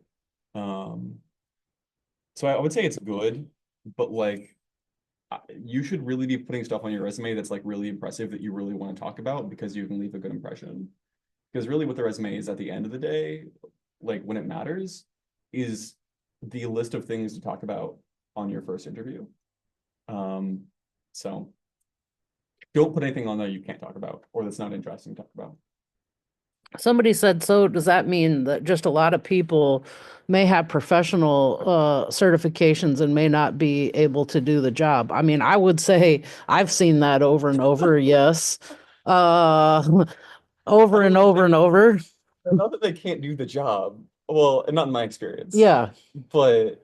But yeah, I mean, it doesn't really mean that they're good at the job. Yeah, it doesn't Right. indicate that you can do the job, but I will say this again, it can open some doors for you, especially there are certain government jobs where they want you to have you'll have to stand if you don't want to. I'll be able to see everyone, but I don't Chill. think they're standing. Well, feel free to have a seat, be comfortable. I will say that it can get your job in the door. There's also, I mean, there are a lot of government jobs or government contractor jobs where they might say, okay, we've got to have you got to have a CompTIA cert, Security Plus is fine, even if it's something that's like way higher level than that. So it can meet some compliance checks, but I would say that it's not a guarantee that a person can do the job. But it doesn't necessarily, it's not necessarily a bad thing. One thing I like to see on resumes is, once a person gets into their career, what are they doing to keep learning? Are they just kind of sitting at their sitting comfortably in their position and just letting their brain rot and staying complacent, or are they continuing to learn? And that could be through earning successive certs. It could be through taking college classes, or it could be through doing projects or competing in competitions, or I at least be able to talk about it. What keeps you in it for the love of the game versus are you just here because you heard it was a growth industry and you want to collect a big check? I actually think that's fine.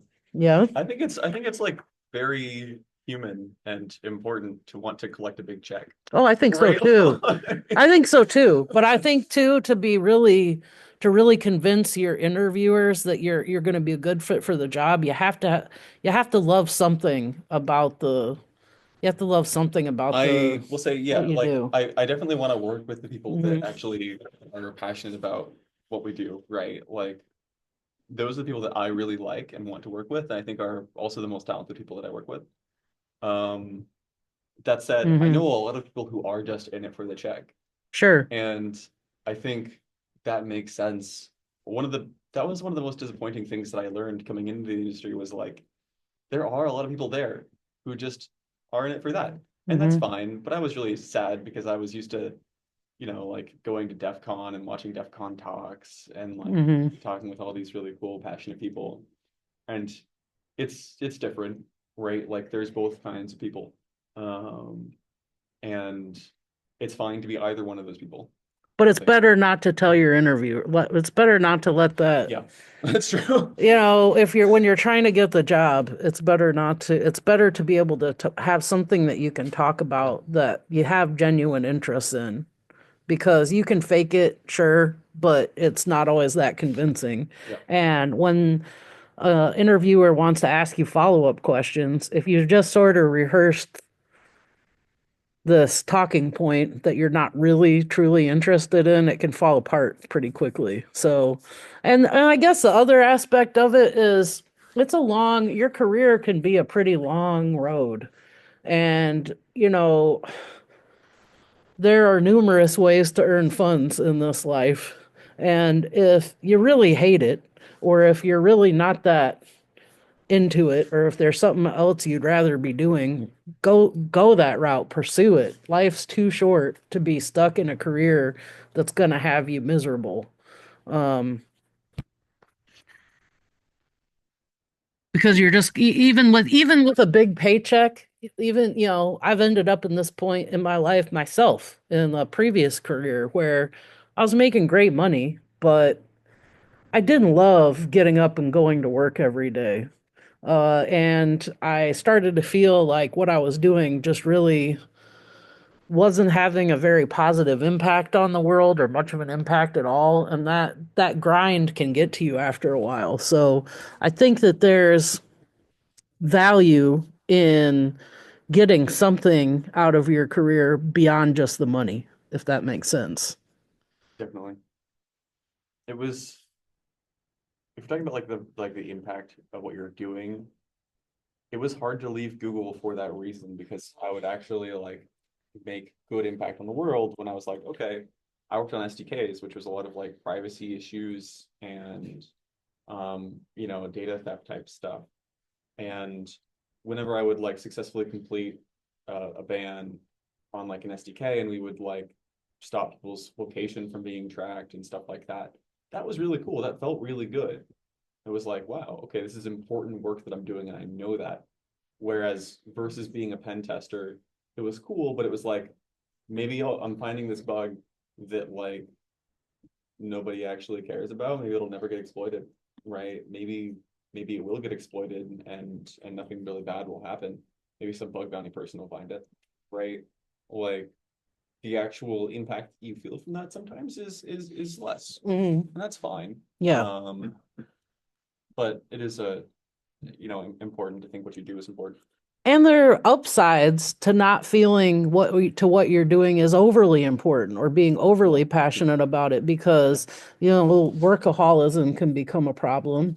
Work-life balance can become a problem, and that can be even more difficult if it's something that you're deeply passionate about, or if your mind just won't let go of a certain type of problem. It can be hard then to shut that off at the end of the day and spend time with your partner, your dog, your family, your cat, yourself in a way that is going to be healthy. And one thing that can happen a lot, and it's happened to me at certain points in my career, and I've seen it with a lot of people, is that you can get so absorbed in the work that everything else kind of falls by the wayside, whether it's hobbies, relationships, physical and mental health. I see that one a lot, where folks just aren't taking time for self-care in the industry because they are so driven they're so mission driven that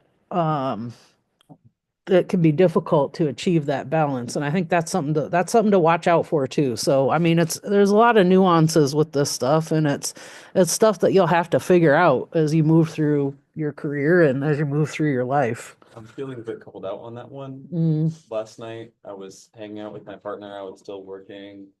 It was like maybe 7 o'clock. We put on a movie. We put on like the Wild Robot. Uh-huh. And like up until like 8 o'clock, I was still like Going. still hacking. Yeah. Yep. So it's on my laptop, also watching the movie and like trying to do work. Uh-huh. And like, yeah, it's real. And it's not because I had to, but because I was just really interested in what I was working on. Yeah. And that can be a good thing, but it can also be a bad thing, especially like when you're getting the glare from your partner who's been waiting to hang out with you for the past couple hours. What's the best way to connect with you? Mastodon, Blue Sky, Twitter. I'm on Discord. I'm on the CCSF Hackers actually. Okay. You can reach me. You can shoot me a DM. Happy to chat. Can you? Okay. Can you? We kind of covered some of this, but this is a sort of a different question, which is interesting.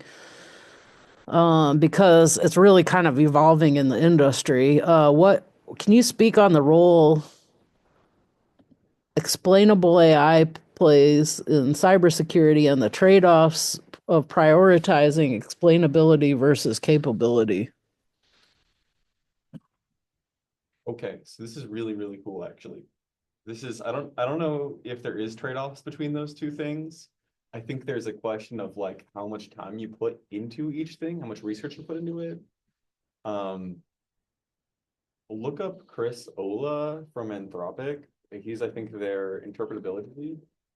He does some really, really incredible research on mechanistic interpretability, which is basically the idea of like trying to understand everything that happens in a model when the model is doing something. And there's a paper that he put out a while ago, back when Google DeepMind was like, released. Basically like reversing Google DeepMind. And what they were able to do was, I hope everyone here knows what fuzzing is. Basically fuzzing the model to figure out which clusters of neurons were which real things, right? And so I think it's called threads or something. I don't know exactly what the strand, I don't know. There's the paper is very cool. Highly recommend looking at it. And basically what they did was they fed it images, right? Different images until the neurons for the word dog fired at 100% capacity, right? And basically their idea was they would reverse the model. Instead of, all models can basically be used both ways. So they basically said, hey, instead of giving it text and telling it to produce an image, we're going to give it an image and tell it to produce text. And figuring out which clusters fired to produce the word dog most often was how they figured out what a dog was to the model. And like dog head facing left was a very different cluster from dog head facing right. And it was connected to like other neurons, which were like weirdly related topics that don't really make sense to humans. And then you have this image, this perfect image of like what DeepMind thinks a dog looks like, and it's pretty fucked up. It was a really strange dog. But I think that stuff is really important because I think there's a lot of cool like things that come out of doing that. Like maybe we actually find the equations for the things that it's able to do for us right now that we can't do very well ourselves, like chess, for example, like those strategies. Like AI has been better at chess than us for a long time. And I think it's also important because then you can do this sort of selective trimming, right? And this feels a little bit weird. It's like giving an AI lobotomy. You're like, I'm just going to cut out these neurons that have to do with these subjects that I don't like. And then I'll have this intelligence that maybe is not able to do as well on certain other tasks because it was connected to things I did want, but it can't do the thing that I really don't want it to do. And so I think it's really, really important from a safety perspective to be able to like work on those things and understand them, and also just from like a understanding what we're doing and improving what we're doing perspective. I think that capabilities are not necessarily a trade-off with that, but I think that there's not enough research being done on interpretability right now. I'm certainly not up to date on it though, so. And I dropped a link to the trolley problem in the chat.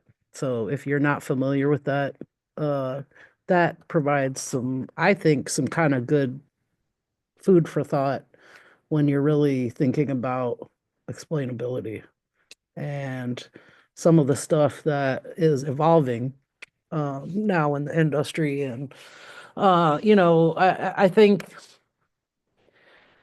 it's interesting because sometimes when I'm dealing with decision makers who are deciding, what vendor can we buy a product from that's going to solve our problem seamlessly, and they tend to make quick decisions without doing very deep due diligence sometimes. I think about this in the future, and I think about how that can be a pretty scary prospect with some of the products that are emerging. And I think that in some ways, I think that it's going to be an interesting next few decades. I'll leave it at that. Let's see. More questions about certificates. I've seen a couple here asking about Are there any technical more. Yeah. And I think we covered a lot of that, really. Okay. Did we go through all the questions so far? Okay. Come on, people. You're giving us some great questions. So I think we've gotten through most of the ones on the list here. What's the next question we got for Kaz here? Golden opportunity. anyone in here? I got one. Can you talk about some of the tools that you've built yourself? Okay, sure. What's been the most useful thing that you had to roll your own that you use? I've had to build a decent amount of tools. I don't think that everyone does. I think probably the most useful one, this is sort of interesting. I built a botnet basically to help me work on Amazon scale internet exposure issues. So the basic problem is that Amazon's a huge company, right? They've got the devices division, they've got all that stuff, and they've got the retail, then they've got AWS, and then everything else that they own. And if you want to like, say you want to do something basic like Nmap, you can't just Nmap that, right? Like you can't just run Nmap across everything that Amazon owns. And if you did, you would scan a lot of people that aren't Amazon because AWS is for people that aren't Amazon, right? Like all those IP addresses and domains are real companies. And that's like 20% of the internet, right? Is like AWS. So it's just not a feasible thing to do. So you need a lot of computers to do it. There are projects like Masscan that try and do this. Masscan has issues. I do use Masscan, but the basic concept was, how do we scale this out where we can do a full port scan of everything that Amazon owns, every IP address, every domain, and then actually make that data useful and like try to find issues on the edge, things that we can get code execution on, right? And it was a really challenging problem. And I thought it was going to be the most important thing that I worked on. I actually don't think it was. I think the most useful thing was what came out of it, which was making an interface for it, like a web application front end that allowed people to search it. So basically what we're talking about is Shodan, right? Like I hope all of you have seen Census or Shodan, which basically does the same thing. It's an internet-wide scanner that allows you to search for things really well and find exposed Jenkins or Tomcat or H2O Flow or Airflow or whatever, right? All of these things that you can get into and like do some real damage with. And making it accessible to more people, allowing myself to like scale out who could use the data and use it more easily was really, really important. If you haven't seen these tools, there's one called GoWitness, which is based off this tool called iWitness, which is made by Bishop Fox here in San Francisco, or Arizona. I don't know, I guess they're in both places. But basically what it does is it does scans for across a network, but it looks for HTTP services. And then it'll open that service in a browser in Chrome, which it's controlling, and it'll take a screenshot of that thing. And because you often have so many different things to look at on a network, and mostly everything is HTTP based now, it's really, really effective at being able to find things and identify them really quickly. And then it produces this report that has all these screenshots, and you can say, that's interesting. I don't know what that is. That's a stack trace. I'm going to go look at that, right? And so the tool that I built is basically like Shodan internally, and allowing the data to be more easily used and used across the company. I found that a completely separate team that I don't really know very well started using my tool because they had to do things that were a similar task. And that led to some really cool success, and has made the internet exposure much better. So I would say making it fun and making it easy to use, I think, was really critical. So being able to look at that data easily. That's awesome. A couple more good questions came in. Do you think it's too late for a 39-year-old to get into cybersecurity? I started at 35, but I've progressed tremendously since the start. Absolutely not. I agree. I've actually seen people in their 50s Yeah. get into it for their first time. And I would challenge you and ask, like, well, why wouldn't it be? Yeah. I think the reason is there's a lot of age bias in tech. That's true. But the flip side of that is that presumably you haven't been living in a cave watching TV up until 4 years ago when you started this path. And a lot of your previous experience may be relevant, and you may have some transferable skills that you may not be thinking about, where, work in other domains that you've done in the past can come in really handy in security. And I've seen people make some very interesting pivots where stuff that you might not even think would be tech adjacent has come in handy for them later in their careers. That's very true. I would also say, like, it can be much harder because you probably have progressed further in your life. You have more responsibilities and Yes. to manage. That's big. And also it can be hard to leave your existing career, right? And then put all this time into something else. I think that makes sense, but I think the thing that's important to remember is like, who are you competing against and who are the people that are working there already? I have worked with a lot of people who are in their 40s or 50s or older than that. And it's like those people are not going to discriminate against you. And I think the median age where I work now is probably like, I don't know, 30 in general. So I would say you're probably not that far off the curve anyway. I think the hard part is just making sure that you have all the skills that are really important to have.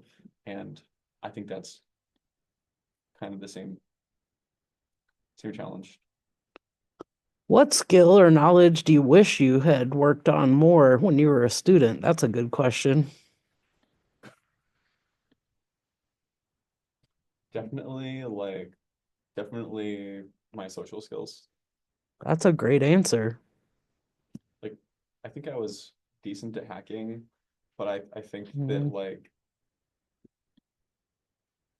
if I would have earlier admitted what you can talk about like admitting what you don't know in an interview, and that's Mhm. different from being able to like take it on the chin when someone shows you something really cool and they're way better than you are in person, right? Mhm. It's like best thing that you can do in that scenario is not try and like have any sort of ego. It's to just be humble and be like, how did you do that? Will you please show me? And when I finally like accepted that other people were way better than I was and was learned how to just like ask, how did you do that in like a humble way?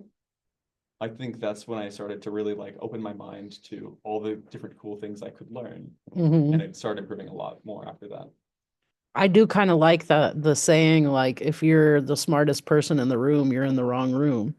Because once you get over that sort of ego and or insecurity of being like, damn, they're better than I am, if you really start to surround yourself with people like that, you're going to level up. You're going to learn more. You're going to become better. You're going to be able to actually take in, um, you're going to be able to absorb some of that.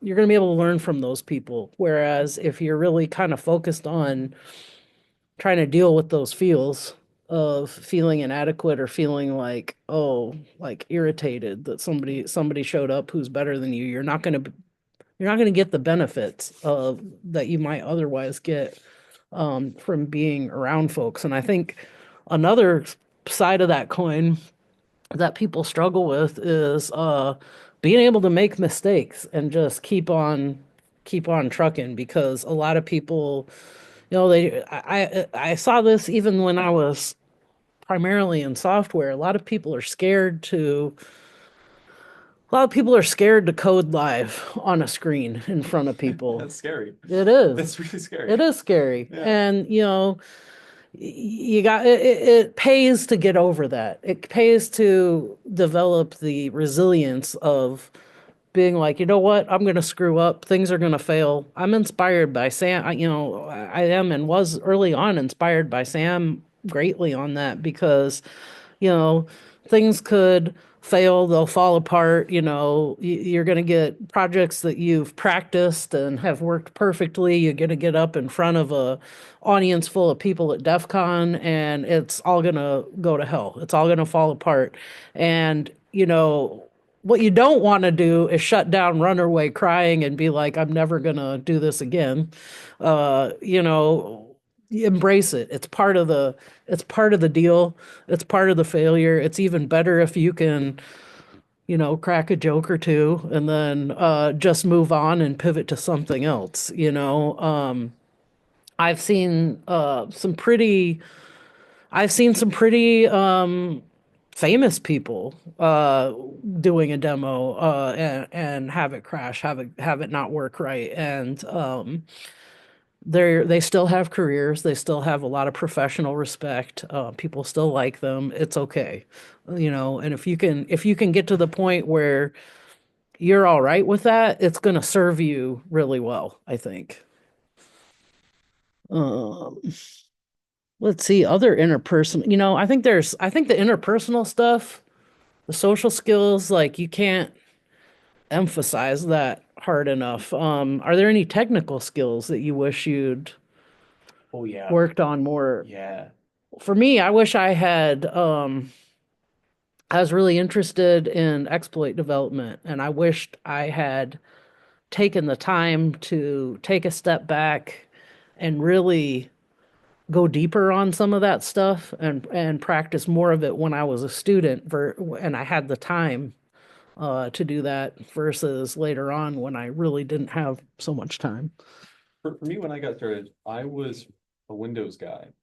Um, Mostly because I had been a gamer, right? And I just Just had a so- Windows PC, right? And I had to fix a bunch of problems, and I was into like Mhm. modding games and stuff. And so I was good at Windows. And I had done Cyber Patriot, which is a big Windows Mhm. based competition mostly. There's some Linux stuff in it, but like not as much. Um, and so I build myself as being a Windows guy because Active Directory is really important. Still continues to be. And I think I kind of just said, okay, cool, I'll be a specialist. Everything else can just be by the wayside. I don't need to worry about those things as long as I'm really good at my one thing. And I think that was, I've kind of done a 180 since then.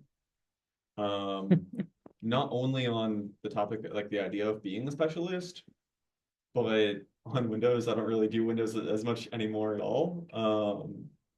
I think the Linux stuff took me a long time because I thought I didn't have to learn it. And it's so critical. It's like a lot of red teaming, like classic red teaming is Active Directory based. And so you don't actually need to know a ton of Linux stuff. You need to do the traditional red teaming, I would say. But everything else outside of that is going to be on Linux. And being really familiar with the shell environment, why things work the way they do, how the file system works, what are all the utilities and the tricks, is really important. And I was also limited by like I knew Windows really well, so it was what I was comfortable on. And being comfortable on Windows and it not being compatible with a lot of other stuff really, really hurt because I needed to be able to SSH in to other servers for my job. And Windows didn't have an SSH binary. I think it technically does now. And the environment didn't work quite right. And I didn't want a MacBook because I didn't know how to use a MacBook very well because I was uncomfortable with those things. But MacBooks are industry standard. Everyone, almost everyone, like 99% of people that I work with use a MacBook, even though they have an option. And it's just because it works better with Linux. It works better for programming. Yeah, I would say being able to like step into those environments and learn those things, because I think the Windows stuff that I knew was really viable. It helped me in a lot of ways on like the OSCP and other areas, but it was nowhere near as important as just stepping into the things I was uncomfortable with, which was like Linux and Mac OS. So it's like it feels like a very simple, trivial thing to me now. Like, oh, it's just another operating system, you can just go learn it. But for me, that was really intimidating at the time. And yeah, that was a big challenge for me. That's a good one too. And it pays to be versatile there. Literally. Um, what do you use for your OSINT research, personally or professionally? I mean, like, I guess I can't really define OSINT, but there's a lot of different kinds of OSINT, right? Like you can say there's OSINT for actual services, or there's OSINT for people, or there's OSINT for buildings, or there's like Google dorking. There's a million different kinds of OSINT. I think it really depends on what you are going after. Mhm. I don't think I can answer that really. Yeah, you have to narrow that one down. Um, and if you're still on, Angelica. Oh, okay, great. Mostly for like the type of OSINT that I know about are mostly for people, so there's Uh-huh. some for industry. Mhm. What are some- Oh, For good people question. Specifically? No, for industry.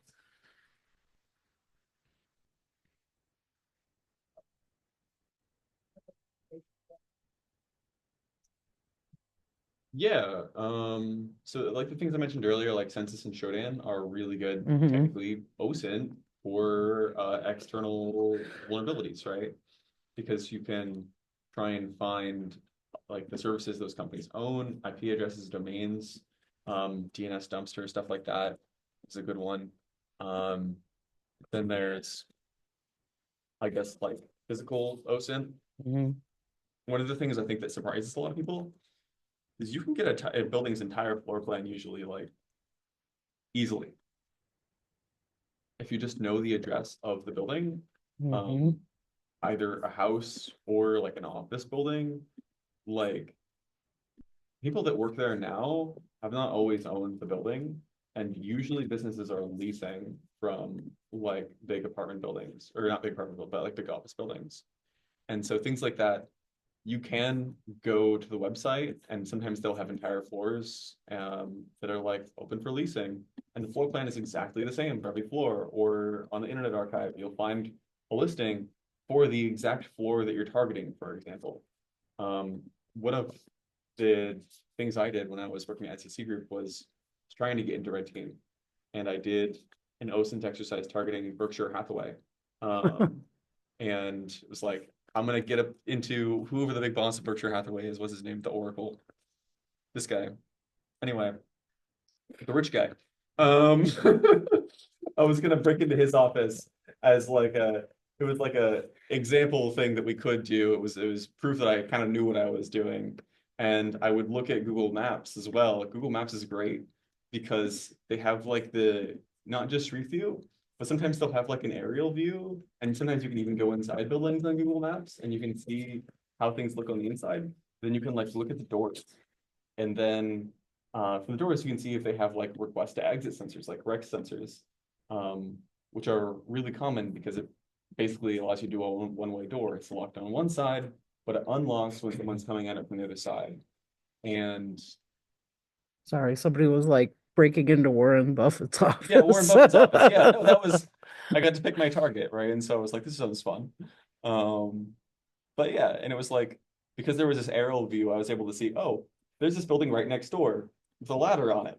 And it's not too hard to get up onto this roof where they have access hatches into the main building. And I put this into my report. And the executives that were reading it thought it was very funny. And they said, we don't do that, but that's very funny. So I don't know. A lot of these things are very real though. You can like look at the doors and see, do they have hinges that are accessible on the outside? These ceilings, drop ceilings are a great. Yeah, the Vector. real world is not Mission Impossible, unfortunately, but yes. Well, they're great Um, because you can, let's say the room next door is locked and you need to get into the room next door and you can't pick the lock or whatever. A lot of the time, in the way that these buildings are set up, you can remove one of these panels and gain access to the room next door by going through the That's over a the wall. totally helpful tip for anyone going to the school. Yeah, well, we're in a great that we're in a room with the drop ceiling. So Oh man, I don't know how much I want to talk about. I think it's fine. When I was going here, I had a key to the hacking lab because I was a tutor in the hacking lab. I would go in like every day. That's how I made money at the time. And so what you find out about keys, watch a lot of Deviant Ollam videos if you're really interested in like physical intrusions. That guy is insane. Deviant Ollam, Ollam. He's like, he knows every way to break into a place that's ever been thought of. He talks about master keys in one of his videos. Colleges are master key. Basically what that means is that, you can have an individual key to each room, or a key that goes to a set of rooms, or a key that goes to any room. And the way that they do that is actually just a trick of how they put the tumblers in the locks. And so there will be like a difference on one pin's height versus the other pin's heights. And so because I had a key to this room, I was able to make a copy of it and then shave it off a little bit at a time and try and figure out what was the master key pinning, which is going to be slightly different, that would get me into any room, right? And a lot of keys are really common, and you can like look at what elevators people are using and stuff like that. And elevators have common keys specifically because the fire department needs to be able to use them, and the fire department will have like one key for the state, and you can just go like buy one on Amazon and then just like control the elevator. In the building across the street, the elevator opens on both sides, and opens directly into some classrooms, which is kind of fun. But yeah, there's a lot of different like fun ways you can get places, especially like if the elevators are insecure, because usually the elevators are a part of your security program. But yeah. One other tool I was gonna mention in reference to your question, Angelica, was the harvester. I'll drop it in chat. It's a pretty, I've gotten some good use out of that one. I'll drop a link to it there. And there is some more good questions here. What projects do you recommend someone pursue taking on to enhance, sharpen, and show off cybersecurity skills? And would you join our Discord? The CCSF one? There's a different one that a student stood up. Oh. So I will link there. Sure, I guess so. What projects do I recommend to sharpen skills? Or projects. I think it depends on what you need to learn. Can't learn everything at once. That's tough. I think for the job that I wanted to get, which was consulting, right, with NCC Group, I specifically studied for the test, right? And the test was a web app. I knew it was going to be something like that. They had told me that like just being able to test on your own without using tools is really important. And web apps are extremely important. Most of the InfoSec industry is AppSec. It's web app stuff. For better or for worse, right? A lot of people don't like that stuff, but it's very technical and weird, and a lot of the things are a bit less fun because you go from something that's like remote code execution to like, oh, well, I can pop some JavaScript on your browser, and that's actually really, really important, but it doesn't feel quite as, fun, right? So I studied a lot of that stuff, like the OWASP top 10, which were like back in 2013. And then I did a lot of exercises for AppSec. And I think those were the most important thing for me to get my job, which was my goal. So I know that Caitlin likes Try Hack Me. It's probably a good idea. I think that Hack the Box is valuable, but I do think that Hack the Box is like very CTF-y on a lot of the problems, which is like very fun technically, but like not very real world. I think I wouldn't say don't do those things though, because all of those things you'll learn something. And I would say don't be afraid to like go watch tutorials and stuff like that if you're having a hard time. I think I try to challenge myself a lot by like, oh, I'm gonna do it all myself, I'm gonna be so good. But then I would like go watch an IPSec video and I would find like, oh, I just missed something really simple and there's no way I would have guessed this or something. Like I learned more from watching the video than I would have spending 10 hours trying to like find it out myself. That's maybe what I would do. Go do those things, figure out what you want to do, figure out what jobs you want, and then study for that thing specifically.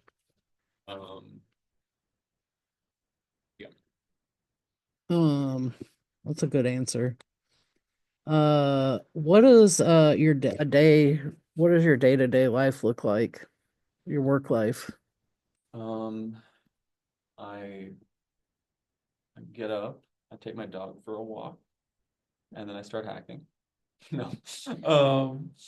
I get on Slack. I figure out if I have any meetings for the day. Some days are worse than others. And I think I have to balance a lot of things happening at the same time, a lot of different like projects or things that I'm helping out with. I'm at a point in my career where I probably spend about as much time doing the actual work as I do helping other people with their stuff. And I don't mind that at all because I'm really passionate about the things the problems that we have. And I think it's really fun to help other people with their stuff. And I think that even helps me learn more. So I will help them figure out, hey, we have this host name. We have no idea what it is, what kind of access it has. Can you help me with this? Oh, we have 5,000 of them. Can you help me with 5,000 of these? One thing that I had to deal with recently, and that was tough. A lot of it is reading code bases and like figuring out, okay, my target right now is AGI, right? And so I have to go look at the AGI division. Where do I even start? Amazon's a big place, you know. How do I find the applications to go and gain access to if I don't know anything about business area? So I have to go and do recon on Wiki and figure out what people are building, and then where do they exist, and then what has access to things that I care about, and what are the things that I actually care about. And now that I know those things, go look at those services. Are they configured correctly? Is their code good, right? How do they work? And so I'll go read a bunch of code and then I'll try something. Or I'll go look for leaked creds and data. Actually, one thing no one ever told me was that like SQL is so important. Like being able to work with data, so critical. At least being like really good. I know people that aren't as good with data, and they lose so many fucking opportunities. It's insane because we have these big data stores that are like, hey, here's every AWS resource in every account, and these people don't know how to use that, and I know how to use that, so I can go and say, cool, I can tell you what's in every account, and I can tell you the things that are insecure, and I can just go target those things exactly, and I don't have to go spend time doing a recon, right? Like my recon is there, it's in the database, I did it, it's done. And it's just a big, massive hack. Also, like, I did learn some malware analysis and reverse engineering here, and that was helpful, but it was like very Windows focused. And, they talked about like Yara rules, stuff like that. When I was doing malware research at Google, like, we didn't use Yara rules. You can't use a Yara rule for an Android app. Maybe you can now, but we didn't. It was SQL. Everything is SQL. So I had to get really good at SQL. And I highly recommend that. I don't know how I got into this topic, but Day in the life. so I spend a lot of time writing SQL. At Amazon now, I also spend a lot of time writing Cypher queries. Probably no one here has heard of Cypher. Cypher is the language that's used by this tool called Neo4j. Neo4j is a graph database that allows you to. Bloodhound uses this. People probably are familiar with Bloodhound. Bloodhound is a graph. It graphs all of the objects in an Active Directory environment, all the computers, the people, the groups, and it's really, really helpful because it can tell you this person has access to these computers. Computers are their own identities. And those computers can then access these other computers, or they can gain access to these groups or these constrained allocations or whatever, right? Like, and so being good at writing Cypher queries is really, really helpful because you can do the same things you would do in SQL, but in SQL it would take a million joins to do the thing you're trying to do in Cypher. So I spend a lot of time writing Cypher stuff as well to like look at attack paths. I can basically say, I can compromise the creds for this user. If I do that, this user has access to these pipelines, and these pipelines deploy into these accounts, and these accounts can access these APIs, and I can visualize these really long attack paths that would otherwise be really hard to do. What do you do when you get stuck? When you're like really frustrated and you've got to figure out a problem if you want to get paid, and you can't seem to crack it. I don't think the last time that happened to me. I think there's 2 or 3 things you can do here. First one is ask for help, but you can't always ask for help. There isn't always someone who knows. Sometimes it's an entirely new problem. But I'm not afraid of asking for help. I think that's important. I think that's a cheap answer though.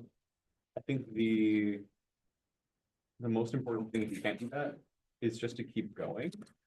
Some people take a step back. I do not. I think I just try something new. A lot of times I know what the answer is already, but I don't think it's the answer because it doesn't match my understanding of the problem. Like when I'm coding something. And so I will just keep trying new things, keep adding new debug statements, because really what I'm trying to do is gain new information about the problem, right? Like the problem doesn't have you stuck because you have all the information. The problem has you stuck because you don't understand it, right? And so anything that you can do to get more information out, even if it's very small, can sometimes be really big. So keep trying new things. And then I think the last thing I would do is like, sometimes I'll just take a completely different approach to a problem. Amazon is really big on this idea of like working backwards. And the idea from that is that like, it mostly applies to software engineering, where if you have some goal, right, we need an application that does this. You can work backwards from this objective and say, okay, the API to do this is this. What's the most easy way to integrate with this API? Okay, I'll do this, right? And then the idea is it's the simplest path to where you want to go.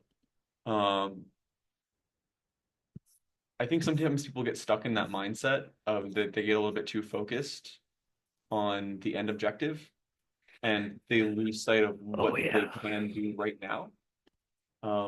Because oftentimes when I'm hacking something, I don't have any initial access to the target, and working my way backwards from a target, it's really hard because it's like, okay, so these people that have access to that thing, I could fish those people. How am I going to get access to those people? That doesn't really make sense. But I might be able to start from where I am and say, oh, well, I have access to these data sources. What can these data sources tell me about the target? Or what kind of access can I get off of these things? And can I chain whatever access I get off of that into something that goes where I want to go? I think especially in like a security context, trying things from these different angles and pivoting is really important, because sometimes the application is secure, and like I said earlier, right, but the stuff under it isn't. So the hardware that it runs on might be owned by a completely different service team, and that service team might be really insecure. And if I can get access to the hardware that the application runs on, who cares if I found an application or vulnerability, right? I have access to the thing at a deeper level. But I think that would be hard to find if I was looking at the entire stack working backwards. That's true. And sometimes I've noticed that it helps to just walk away for a little bit. Yeah. And do something else and come back to it. Something that it sounds simple, and it is, but it can make all the difference. How do you balance? This is a great question. How do you balance your moral compass within the often conflicting objectives and pressures that arise during red teaming exercises, especially when the actions you suggest may challenge ethical or legal boundaries? Don't do things that are ethically bad.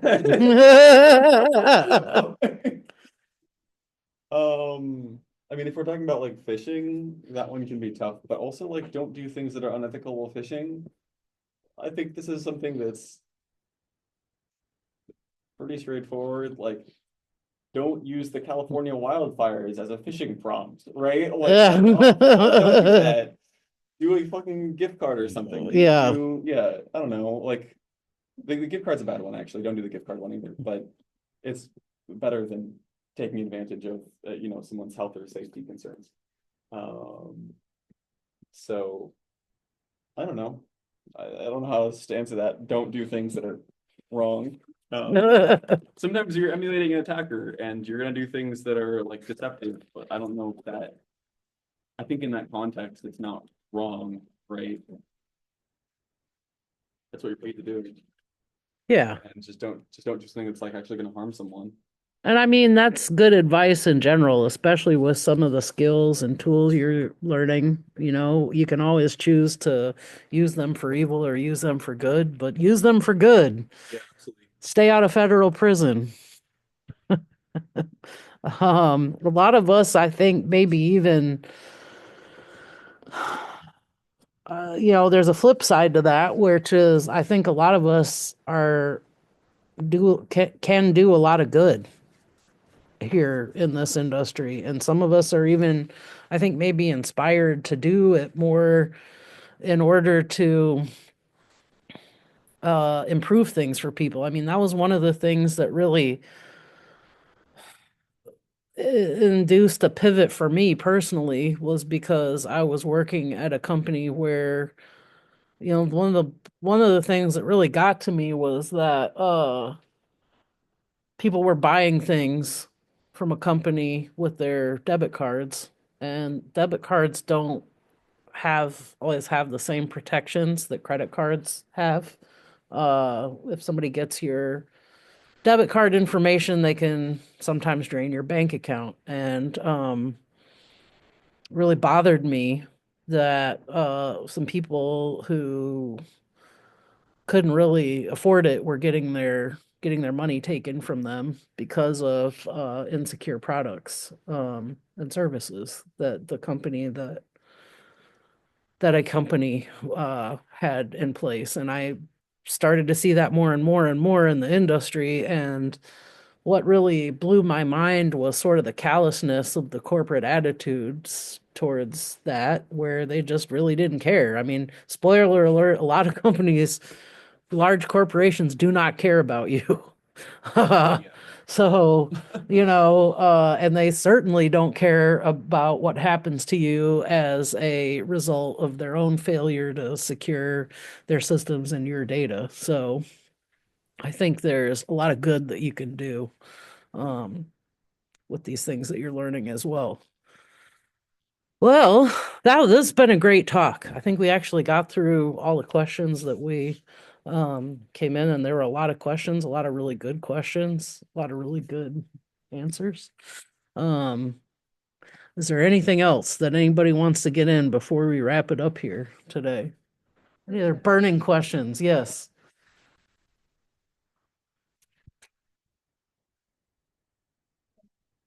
Right, what if you know, you have a program, you have like people that- Hmm.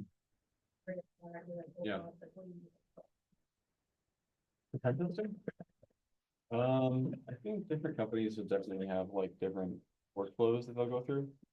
But I mean, a WASP's a good one, I guess. It depends on what you're testing, I think. You can kind of look at some of the, all this that MITRE does is around this, right? Where they have like the CVE matrix.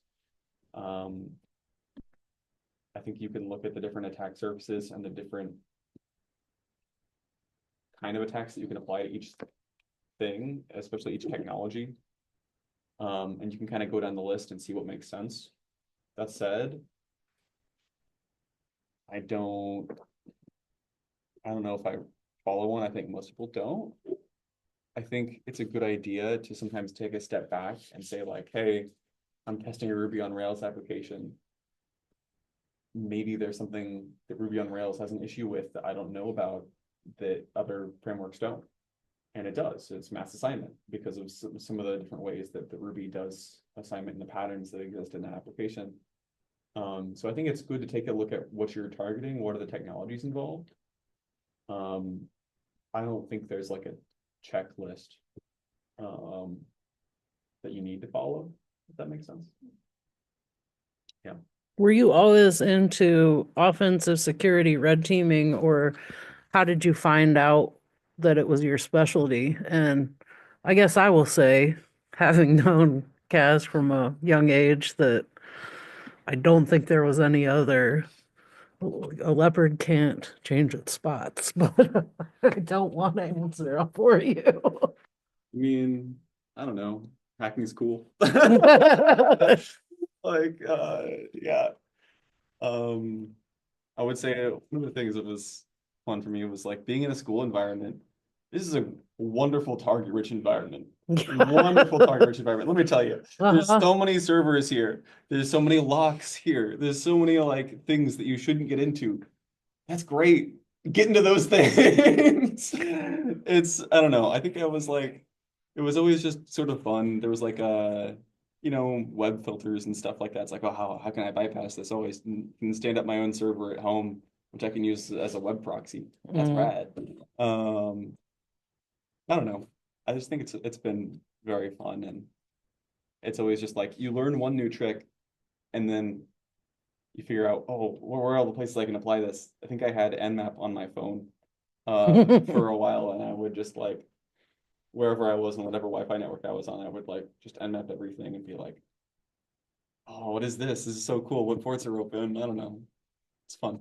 There's a lot of non-destructive mischief you can get into too, and and it's good when you're in an environment where you might actually get extra credit That's right. for this. So, They gave me extra credit for the master key thing, by the way. uh,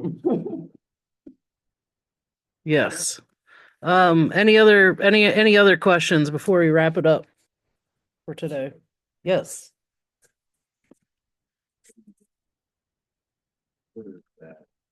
That's a Ooh, good question. That's a great question for Steve Nelson, I think. yes. I'm sorry, I don't really know.